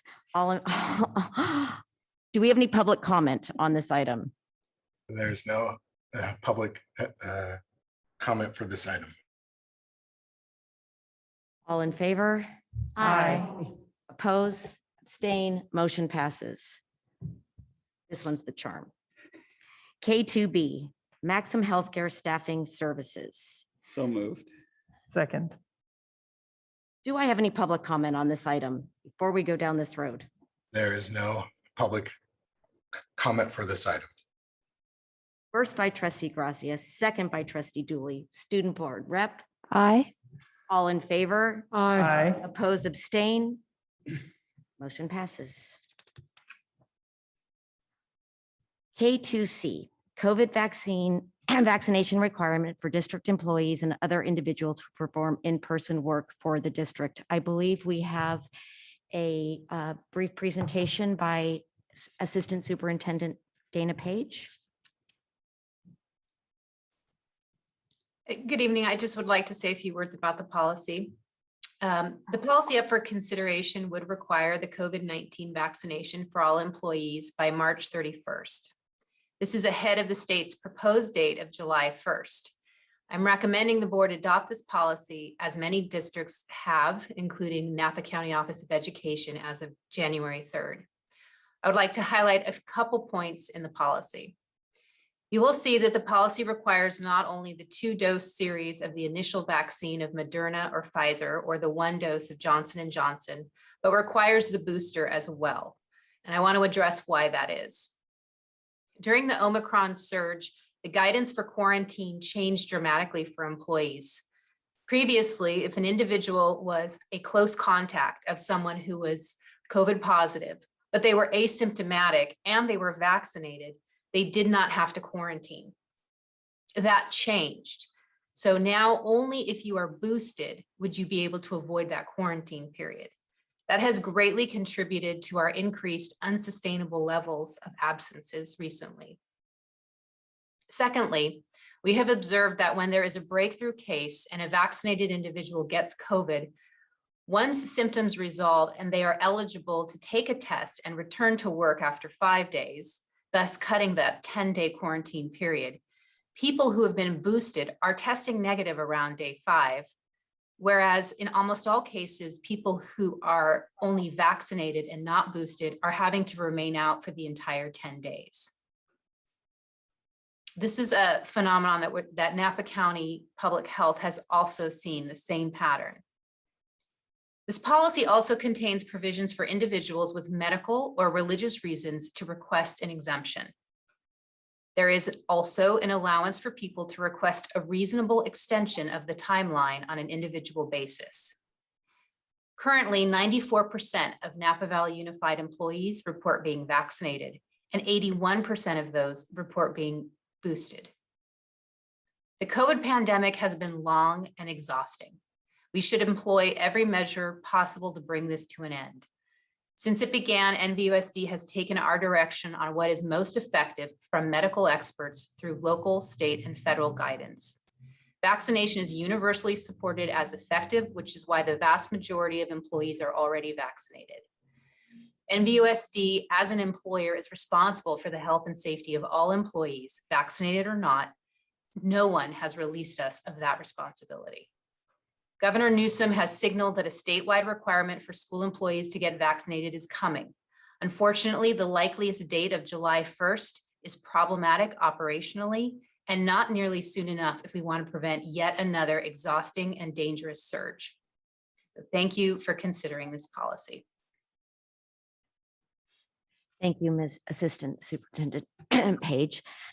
Mr. Michaels, do we have any public comment? And if you wouldn't mind, can you tell me the number of hands that are currently raised? Yes, we do. And it looks like we have 8 hands raised at the moment. Okay. Excuse me. Due to the fact that we have 8 hands raised, I would ask everyone that is going to speak this evening to keep your comments to 2 minutes, please. Okay, first speaker. Yes, first speaker is Jason Kishinev. Go ahead, please.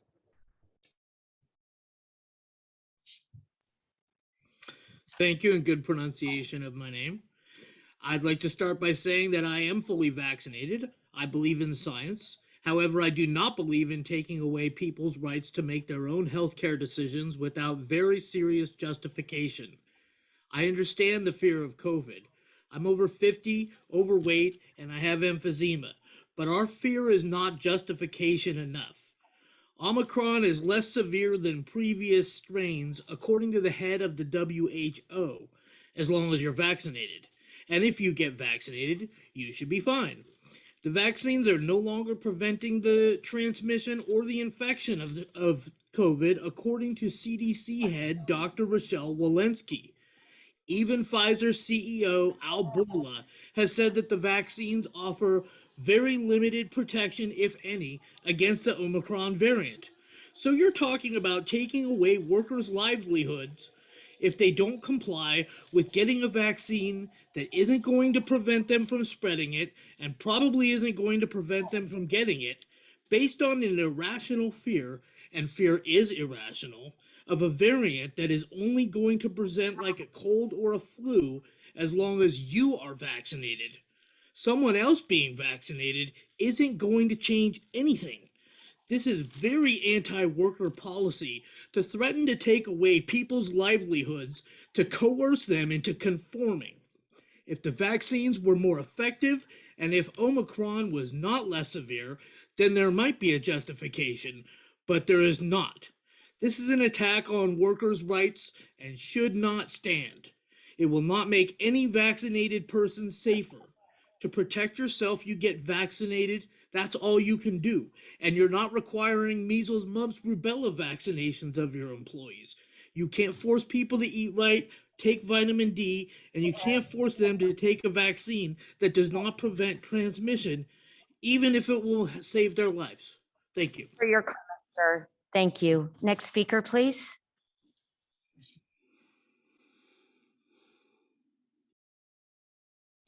Yes, next speaker is Jill Madrone.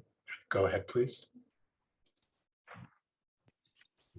Good evening. Thank you. I would like to say that the district places emphasis on acceptance and inclusivity. I would encourage the board to consider those two things in regard to this person's private health and medical care decisions. Mandating healthcare decisions and pursuing punitive actions towards employees is not accepting or inclusive. Mandating it communicates a false sense of security against transmitting or contracting the disease. Thank you.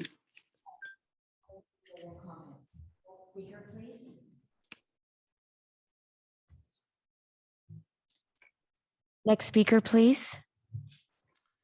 Next speaker is Angelisa Russo. Go ahead, please.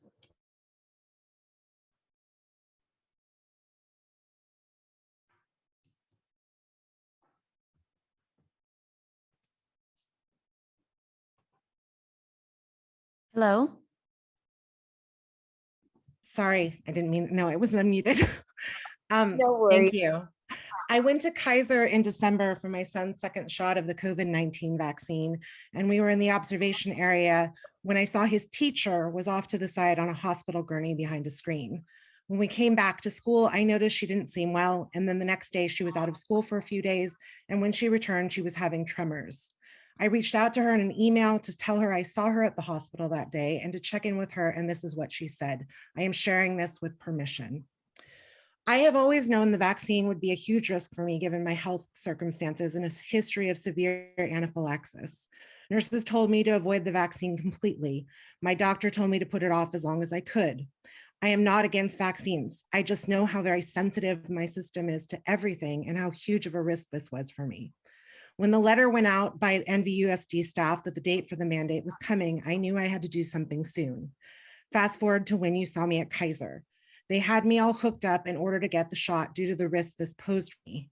I reacted right away. I started with a super flushed face that the nurses were keeping an eye on my neck for anaphylaxis, then very slight fever, then my heart went crazy and I almost passed out. 2 more nurses came over and they said they were contemplating sending me to the ER if things didn't change soon. The severe tremors started after that and have not gone away.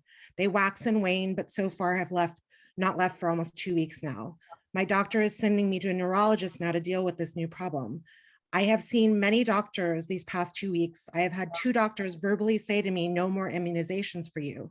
My doctor spoke with other doctors, including the chief of infectious diseases, who sent me to the allergist. She confirmed that this was a vaccine injury, allergic reaction, and has exempted me from further mRNA vaccines. She cannot write me a full medical exemption, however, but fully agreed with me that any other COVID shot would be dangerous for me. I don't have enough time to finish this, and I think it's unfair that I've waited this long and couldn't speak, but I will just say I will send an email for the rest of this, and I would like everyone to consider looking at getting a medical exemption and how difficult it is. And I was ignorant of myself because I don't need one. So please look into. Yes, the next speaker is Kelsey Hunsaker. Go ahead, please.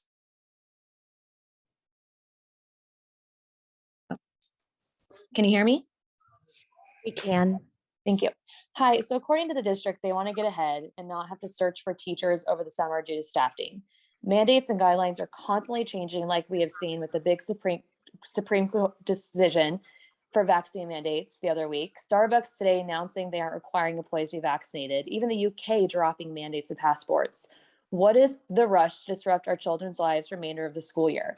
We are averaging 100 teachers absent each day. I would like to know how many of those teachers are vaccinated and boosted.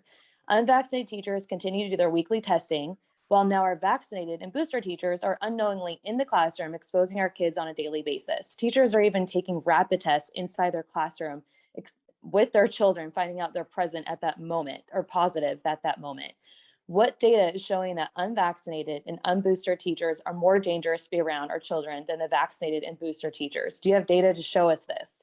We have a staffing issue right now. Our students are not getting PE, music, reading intervention due to these teachers covering for the general ed teachers. My daughter, first grade star student of the month, came home on Tuesday in tears, having a different sub for 3 days, due to being in a chaotic and unstructured classroom for 3 days, not being allowed to get water, even grab her jacket according to her substitute. So after this March 31st deadline, what happens? Disrupt our kids' lives even more by losing more teachers and creating a revolving door of substitutes? Local police officers in our town said they've never seen violence and anger amongst our Napa kids in our own public schools like this before. Mental health is the crisis here. Our local officers came off a 3-day investigation for a potential school shooting here in our town. Shouldn't this be our focus? Not everyone boosted and vaccinated before July deadline. We are once again using our kids as pawns. There's no data showing this, especially when you have 94% of our teachers are vaccinated and they're missing school, about 100 teachers a day.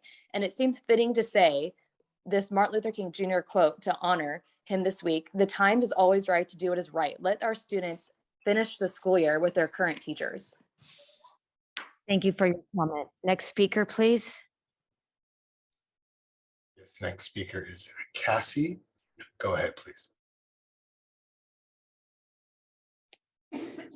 Can you hear me? We can. As I stated before, when I called at the wrong time, my name is Cassie Grimaldo. I work at Napa High. I'm a campus supervisor. My unvaccinated status is shouldn't even be discussed at this point. I had COVID before anybody knew what COVID was. I just happened to ask my doctor recently for an antibody test, which I still carry the antibodies almost 2 years later. I have had fully vaccinated, fully boosted, very dear friends die from what? COVID. Yet I'm unvaccinated, I test, and I'm still doing fine, as numerous other people are. I see staff and students out on a regular basis, and I wonder how many are vaccinated. Is this vaccination working? But my job lies in the hands of a vote. And you guys at the beginning did the Pledge of Allegiance, as I stated. Liberty and justice for all. Are we really still in a pandemic? The Omicron, I know people very close to me that got over it within 3 to 5 days and tested negative within 5 days, unvaccinated people. I think you're way off base on this, and I want to be considered. I am a Christian and I have practiced my religion for umpteen years.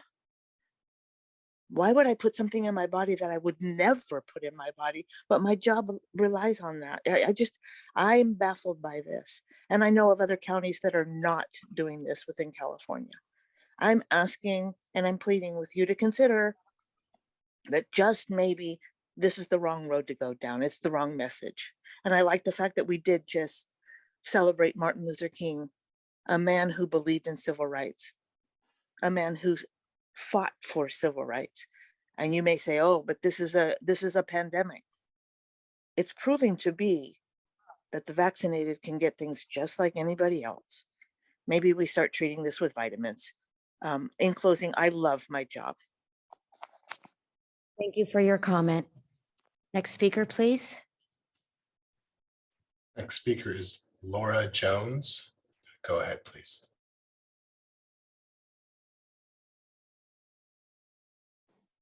Good evening, board and superintendent. My name is Laura Jones. I'm a middle school math teacher here in the Napa Valley Unified School District. I want to express my concerns regarding the proposed employee COVID vaccine mandate. I was actually prepared to discuss how the board was trying to pass a mandate to protect students in COVID, although this mandate is a little misguided attempt. Although after hearing the description of the mandate right before public comment, it actually seems that the reason for this mandate has nothing to do with protecting anyone, but actually to get teachers back in classrooms sooner after a positive case based on some recent observations regarding boosted and unboosted teachers. This is an absurd reason to be taking away employees' medical rights, possibly causing irreversible damage, as we heard from a previous public comment. But mandating a vaccine to stop the spread of a disease requires evidence that the vaccine will prevent infection or transmission, and for Omicron, there's no such evidence. The board may wish to protect students and staff at our schools. The data from the past 4 to 5 weeks has made it abundantly clear vaccines are not preventing transmission or infections. This fact is confirmed by the CDC. The statement currently posted on their homepage was referenced by public commenter Jason, so I won't reread it. My second concern comes from being a parent of 2 NVUSD students. The effects of this unnecessary mandate in regards to our teaching staff. I personally have 4 close friends who will leave their NVUSD positions if a mandate for COVID vaccines are passed. We are already in the midst of a teacher shortage. I see firsthand admins stepping into classrooms to cover teacher absences because there aren't substitutes. Mandating boosters isn't going to fix this. We're losing quality teachers because of this mandate. I also want to point out, passing this mandate, you're taking the liability of forcing people to do something they don't wish to.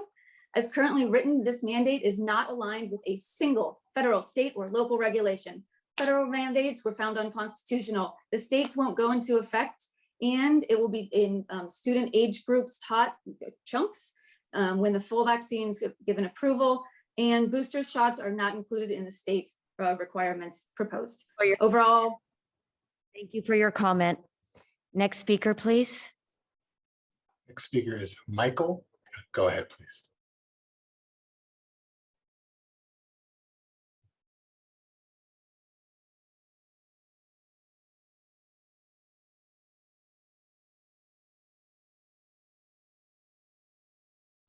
Hello? Michael, you're free to speak. Can you hear me? We can. Oh, okay. Yeah, so my family, my mother's side of the family fled Nazi Germany in the 30s. My dad's side of the family fled the Bolshevik Revolution through the Ukraine, through Ellis Island in 1916. I also want you to understand, I want you to look at the Gesundheit Pass in 1938 Germany, and also look at the Nuremberg Code and the federal laws about experimental medication. You guys might be in a lot of trouble if you pass this and somebody gets on. You've been warned. That's it. Thank you for your comment. Do we have any more speakers, Mr. Michaels? We do. Next speaker is Jacqueline. Go ahead, please. Hi. Okay, so I appreciated the short presentation that started this, but it did, however, lack facts, science, and sources. What is a fact is that there is no fully FDA-approved vaccine available in the United States. What is available is a vaccine that is under emergency use authorization. In November, a judge determined that they are not interchangeable. Therefore, you would be mandating a vaccine that is still under emergency use authorization. That being said, the ingredients for that vaccine are not fully available to us. I am a healthcare worker. I am a person who puts shots in arms, and I think this is absolutely ridiculous. It sounded like the previous speaker said, that this whole thing is to get the teachers back in the classrooms, regardless, which is unacceptable. I would rather have an unvaccinated teacher who I know is testing negative for COVID than a vaccinated, boosted teacher or employee of the school district who has COVID and is in the classroom spreading it to my child. I think that's something that you really need to think about. The vaccines will not stop this. There are critical patients in the hospital, in ICU, that are vaccinated and boosted. The science isn't there to risk people's livelihoods by firing them. It's unacceptable. This isn't about health. If it was, you would be acknowledging natural immunity and you wouldn't put people's livelihoods at risk. I think this is a slippery slope, and I think you guys will end up in court. And I think that's something that needs to be thought about. Thank you for your comment. Next speaker, please. Speaker is Amy Martinson. Go ahead, please.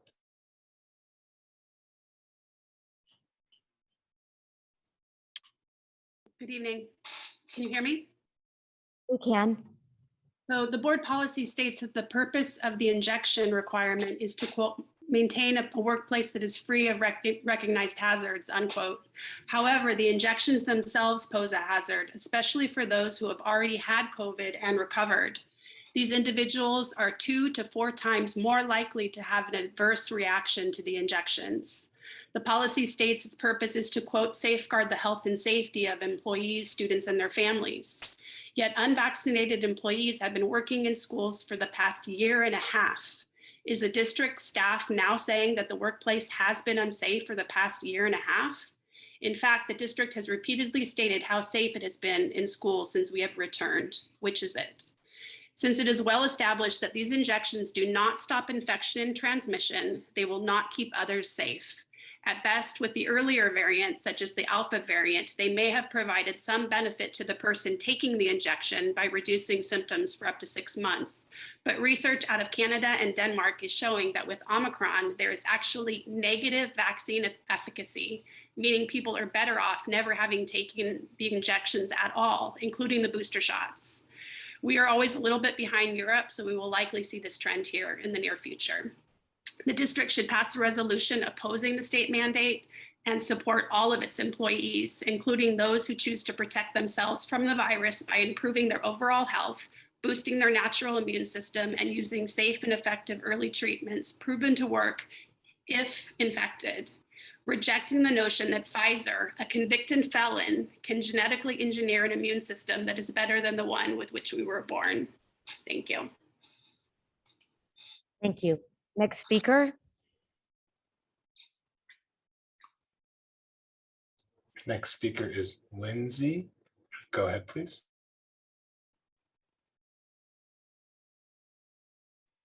Can you hear me now? We can. I just got to say, I am so impressed by every person who spoke tonight.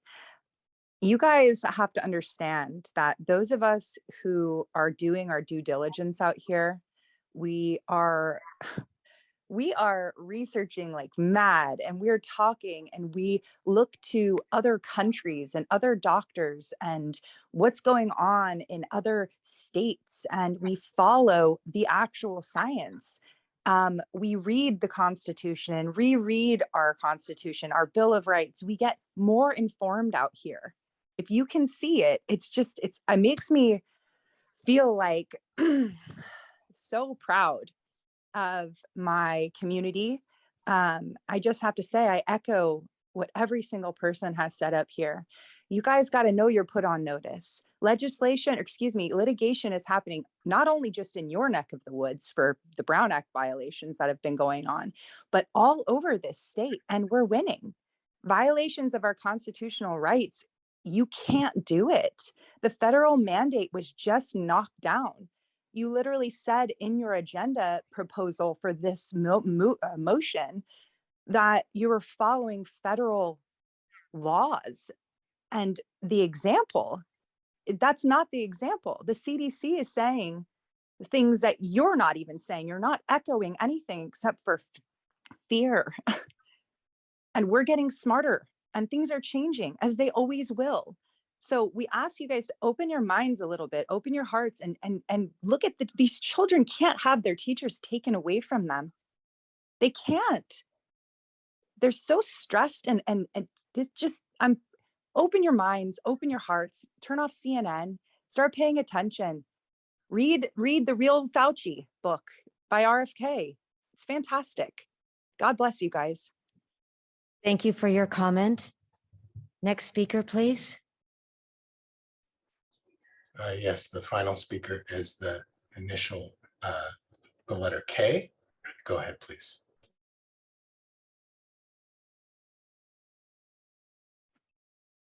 Can you guys hear me? We can. All right, I'd like to also address the natural immunity situation, because I haven't heard a lot of talk about it from your guys' side. And I wanted to bring up kind of a big story that the NCAA has now considered natural immunity to be fully vaccinated. This is, obviously a schooling system, and many other studies have been, and doctors have been pleading for no consideration of continued booster shots. And the WHO actually came out this past week and said that there is no need for children to get boosters. So I believe that the natural immunity not being recognized and pushing a vaccine that has now shown in multiple countries a negative efficacy after the booster shot and after the first 2 doses. And these studies coming out of Denmark and Canada recently. So I believe that along with the fact that life insurance CEOs are seeing a 40% increase in death among people ages 18 to 64. And these are not COVID cases either. These are cases unrelated, majority of them unrelated to COVID. And you don't seem to be seeing that with a lot of unvaccinated people who have gained natural immunity. Studies showing 27 times stronger than vaccinated immunity. And I'm sure as time goes on, we'll see and continue to see that number increase. And natural immunity will trump vaccine immunity as we're seeing it doing right this second. So thank you, guys. Thank you. Mr. Michaels, we are now complete with public comment. Yes, there's no further comment. Thank you very much. We will now move on K2C. May I get a motion? I'll move to approve, but I'd like some discussion. Okay, I will second and also would like some Please. discussion. let's discuss first, please. So I recognize that this is a controversial issue. I am not excited about this resolution being on the agenda tonight. However, I am voting to approve this item because our HR department needs more time to facilitate hiring this summer than the governor's timeline for mandated implementation would allow. A July 1 implementation mandate is just not sufficient time for the district to fill the necessary positions for the coming school year. I want to stress that this mandate is coming from the governor. We as a district are merely choosing to implement his mandate a few months early so that we do not jam up our HR department. If we do not give HR an appropriate amount of time to fill vacancies, then we may have serious staffing shortages come the start of next year, which will only hurt students and families who rely on us to reliably provide them services. As a district, we are merely seeking to improve the timing of the governor's order to better fit our staffing and hiring timelines. Trustee Dooley? Yes. So one of the frustrating things that we've experienced over the past few years, aside from the stress and worry about a global pandemic, is the reality that people don't understand that this is a community problem that requires a community solution. The idea of having of elevating personal rights over the rights of those around you has always been something that there's a tension with in society. But this is a community problem that requires a community solution.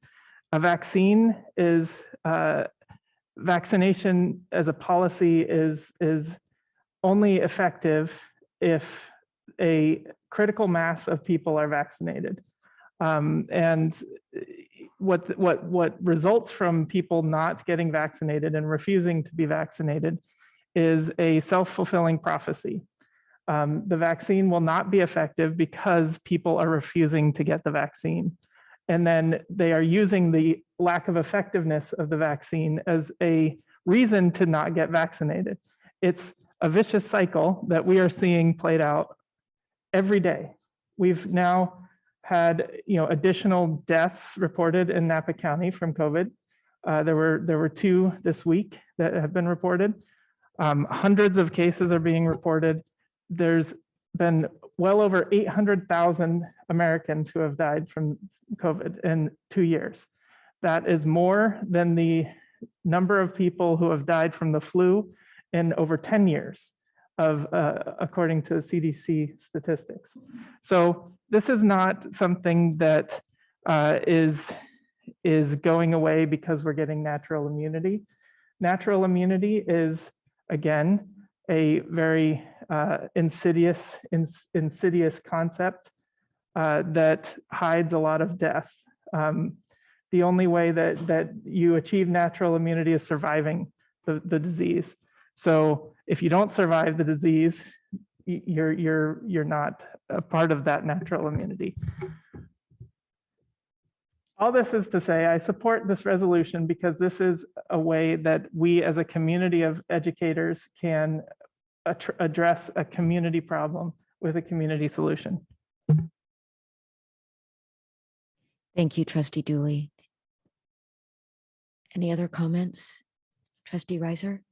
Yeah, first I'd like to address the misinformation in one of the commenters saying that we are forcing, that this mandate would force people to take an emergency use authorized vaccine, and that's not true. The adult vaccine that is being considered in this resolution has full FDA authorization.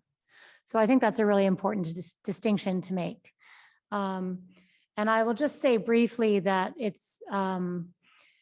I will put my faith in the scientists who have dedicated decades of their lives to studying public health and epidemiology and virology, and their expertise, their advanced degrees in these fields, their years and years of experience, and their the ethical nature of the people that go into public service and healthcare.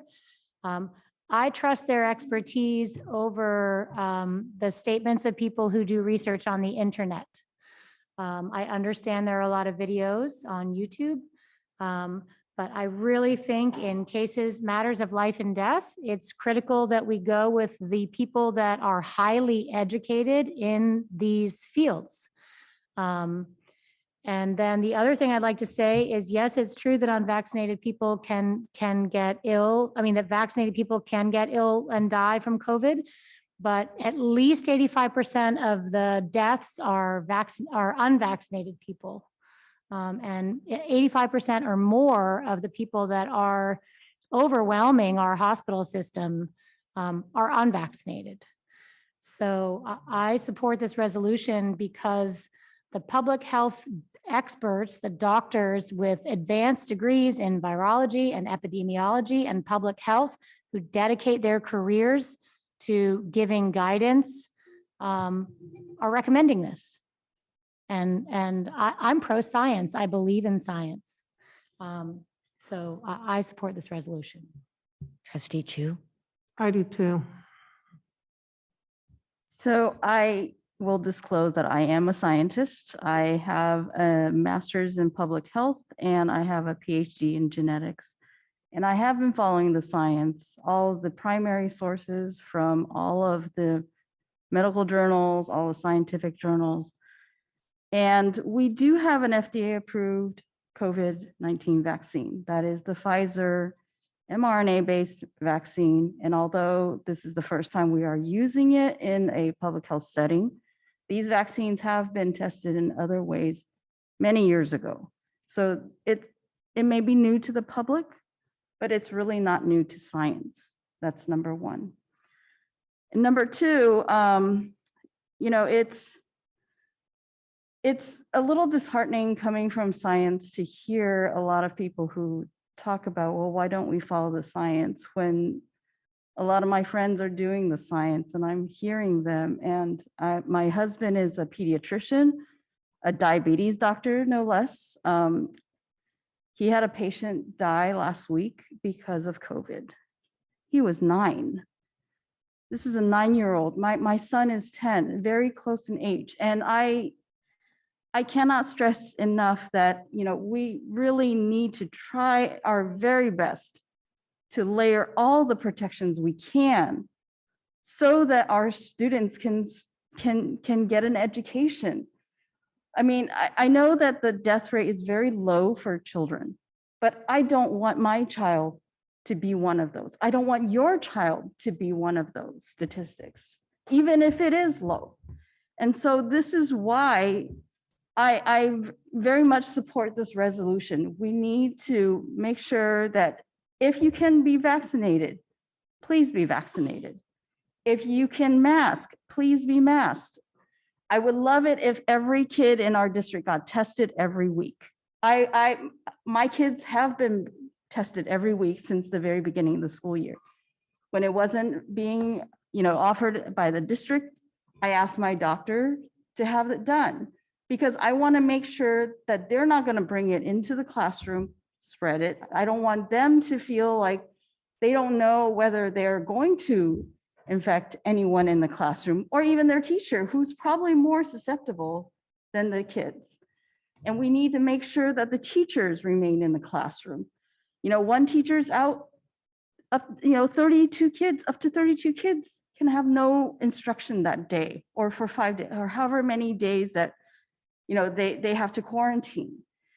And so I worry about how it is if we try to not put any of these layers in place, how does this affect our children's education? And that is the goal of this board, is to educate the 16,600 kids and to make sure they stay in the classroom.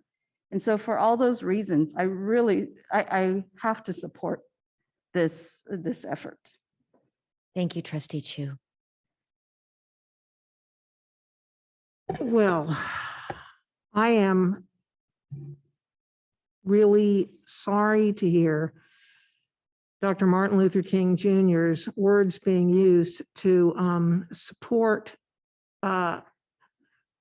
something that is everything he wasn't. He wasn't a selfishly individualistic person. He was all about community and he was all helping each other. And I'm not a scientist. My husband is indeed a doctor, however. And I did lots and lots of reading. The minute this started, I reread The Coming Plague by Laurie Garrett, and it told me that what viruses need is a host, time to reproduce, and time to mutate, to change. And if you're not getting vaccinated, you are providing a host and everything moves on from there. It saddens me when someone asks, how many students from Napa High, a nice person asks, how many students from Napa High have died? One is too many. When I see on the front page of the New York Times that one person out of every 100 Americans 65 or older has died of COVID, and the response is, that's only 1%.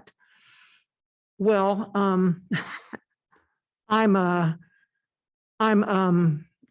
definitely over 65, and like one of the speakers earlier, I'm a little on the portly side, so I've got some of the comorbidities, as they call them. I take it a little bit personally.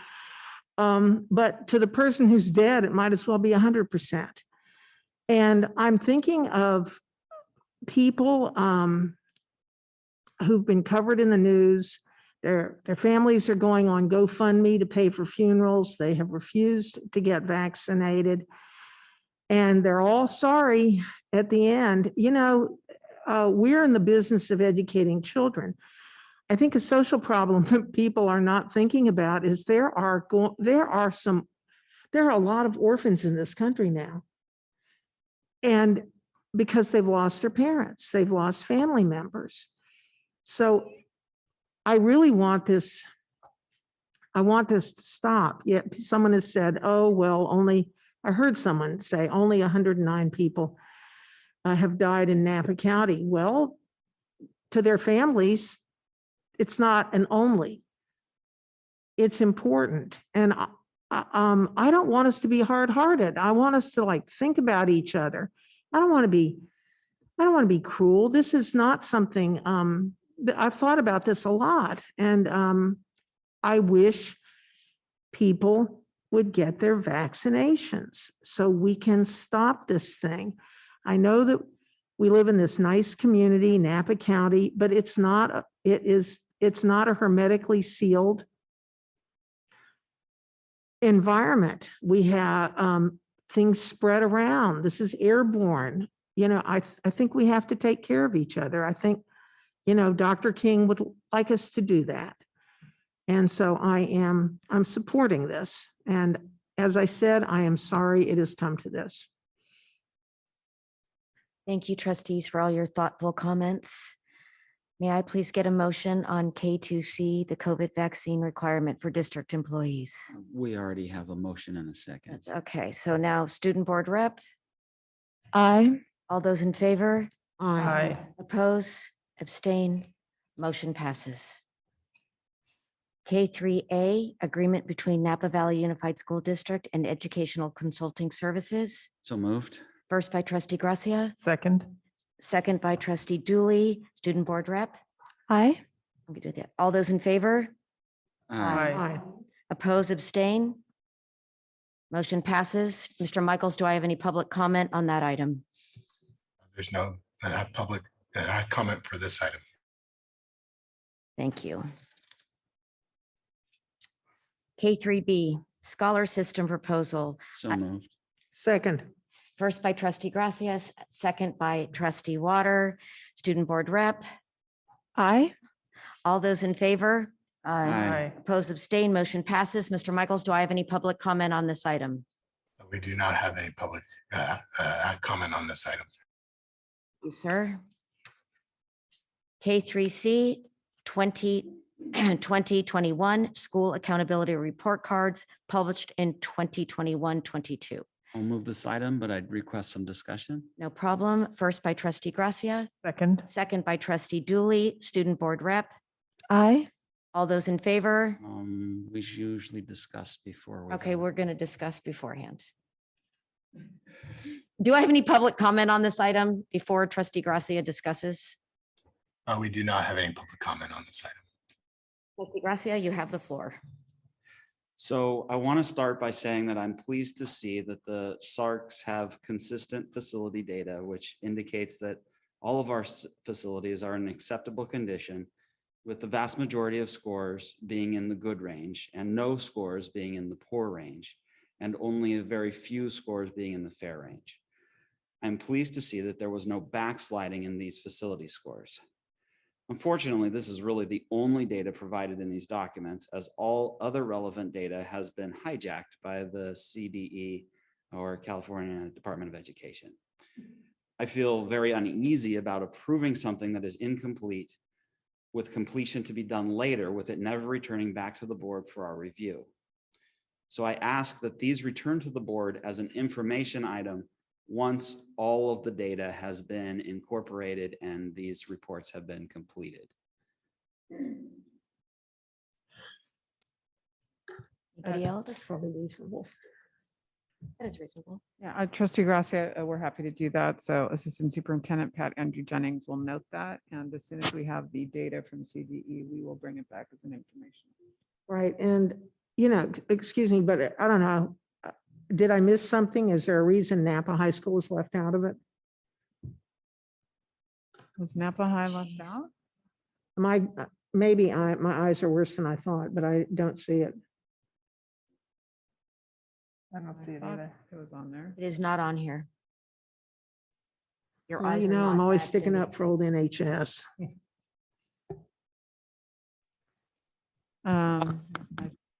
Assistant Dr. Massetti. Superintendent. Yeah, Dr. Massetti, I will, it will come, that will come before the board at the next board meeting. I'm not sure why it was not included. I believe it was in the original attachment, and when we revised and did the updated ones, it might have been mistakenly removed. So I will make sure that it gets to the board for the next meeting. It was completed. Napa Junction is also, I don't Napa see. Junction is missing. Yeah, so Yeah. they were there and we swapped out the original posts, and I think in the swap out, we may have missed adding a couple. You know what? I have it on mine from Yeah. a copy from the first iteration, and they are on there. So it was originally, they were on there.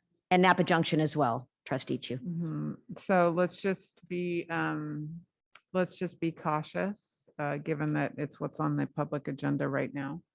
And let's do two things, bring back Napa High and Napa Junction for action at the next meeting, which isn't that problematic with your deadline? Assistant Superintendent Patty Andrew Jennings? Yes, but given the fact that we're still pending information from CDE regarding the teacher misassignments or assignments, they would have to come back before the board anyway. So I will follow up and see what kind of waiver we might need to get just to ensure that we are following protocol. Okay, well, we have a motion. We had a first by trustee Gracia and a second by trustee Dooley, student board rep. All those in favor? Aye. Aye. Aye. Those abstain, motion passes with the caveat that it will come back before the board. K4A, facility use agreement between Napa Valley Unified School District and Buck Institute. Do I have any public comment on this item? We do not have a public comment on this item. Can I get a motion? Move to approve. First by Second. trustee Gracia, second by trustee Waters, student board rep. All those in favor? Aye. Oppose, abstain, motion passes. School planning and construction, K5A, request for annual renewal of contract with Colby Technologies. Do I have any public comment on this item? We do not have public comment on this item. Move to approve. First by trustee Gracia, Second. second by trustee Dooley, student board rep. Aye. All those in favor? Aye. Oppose, abstain, motion passes. K5B, request for design services team interactive resources at the Redwood Middle School gym. Move to approve. Do I have any public comment? We do not have any public comment for this item. Thank you very much. May I get a motion? Move to approve. Trustee Gracia. Second. Second by trustee Dooley, student board rep. Aye. All those in favor? Aye. Oppose, abstain, motion passes.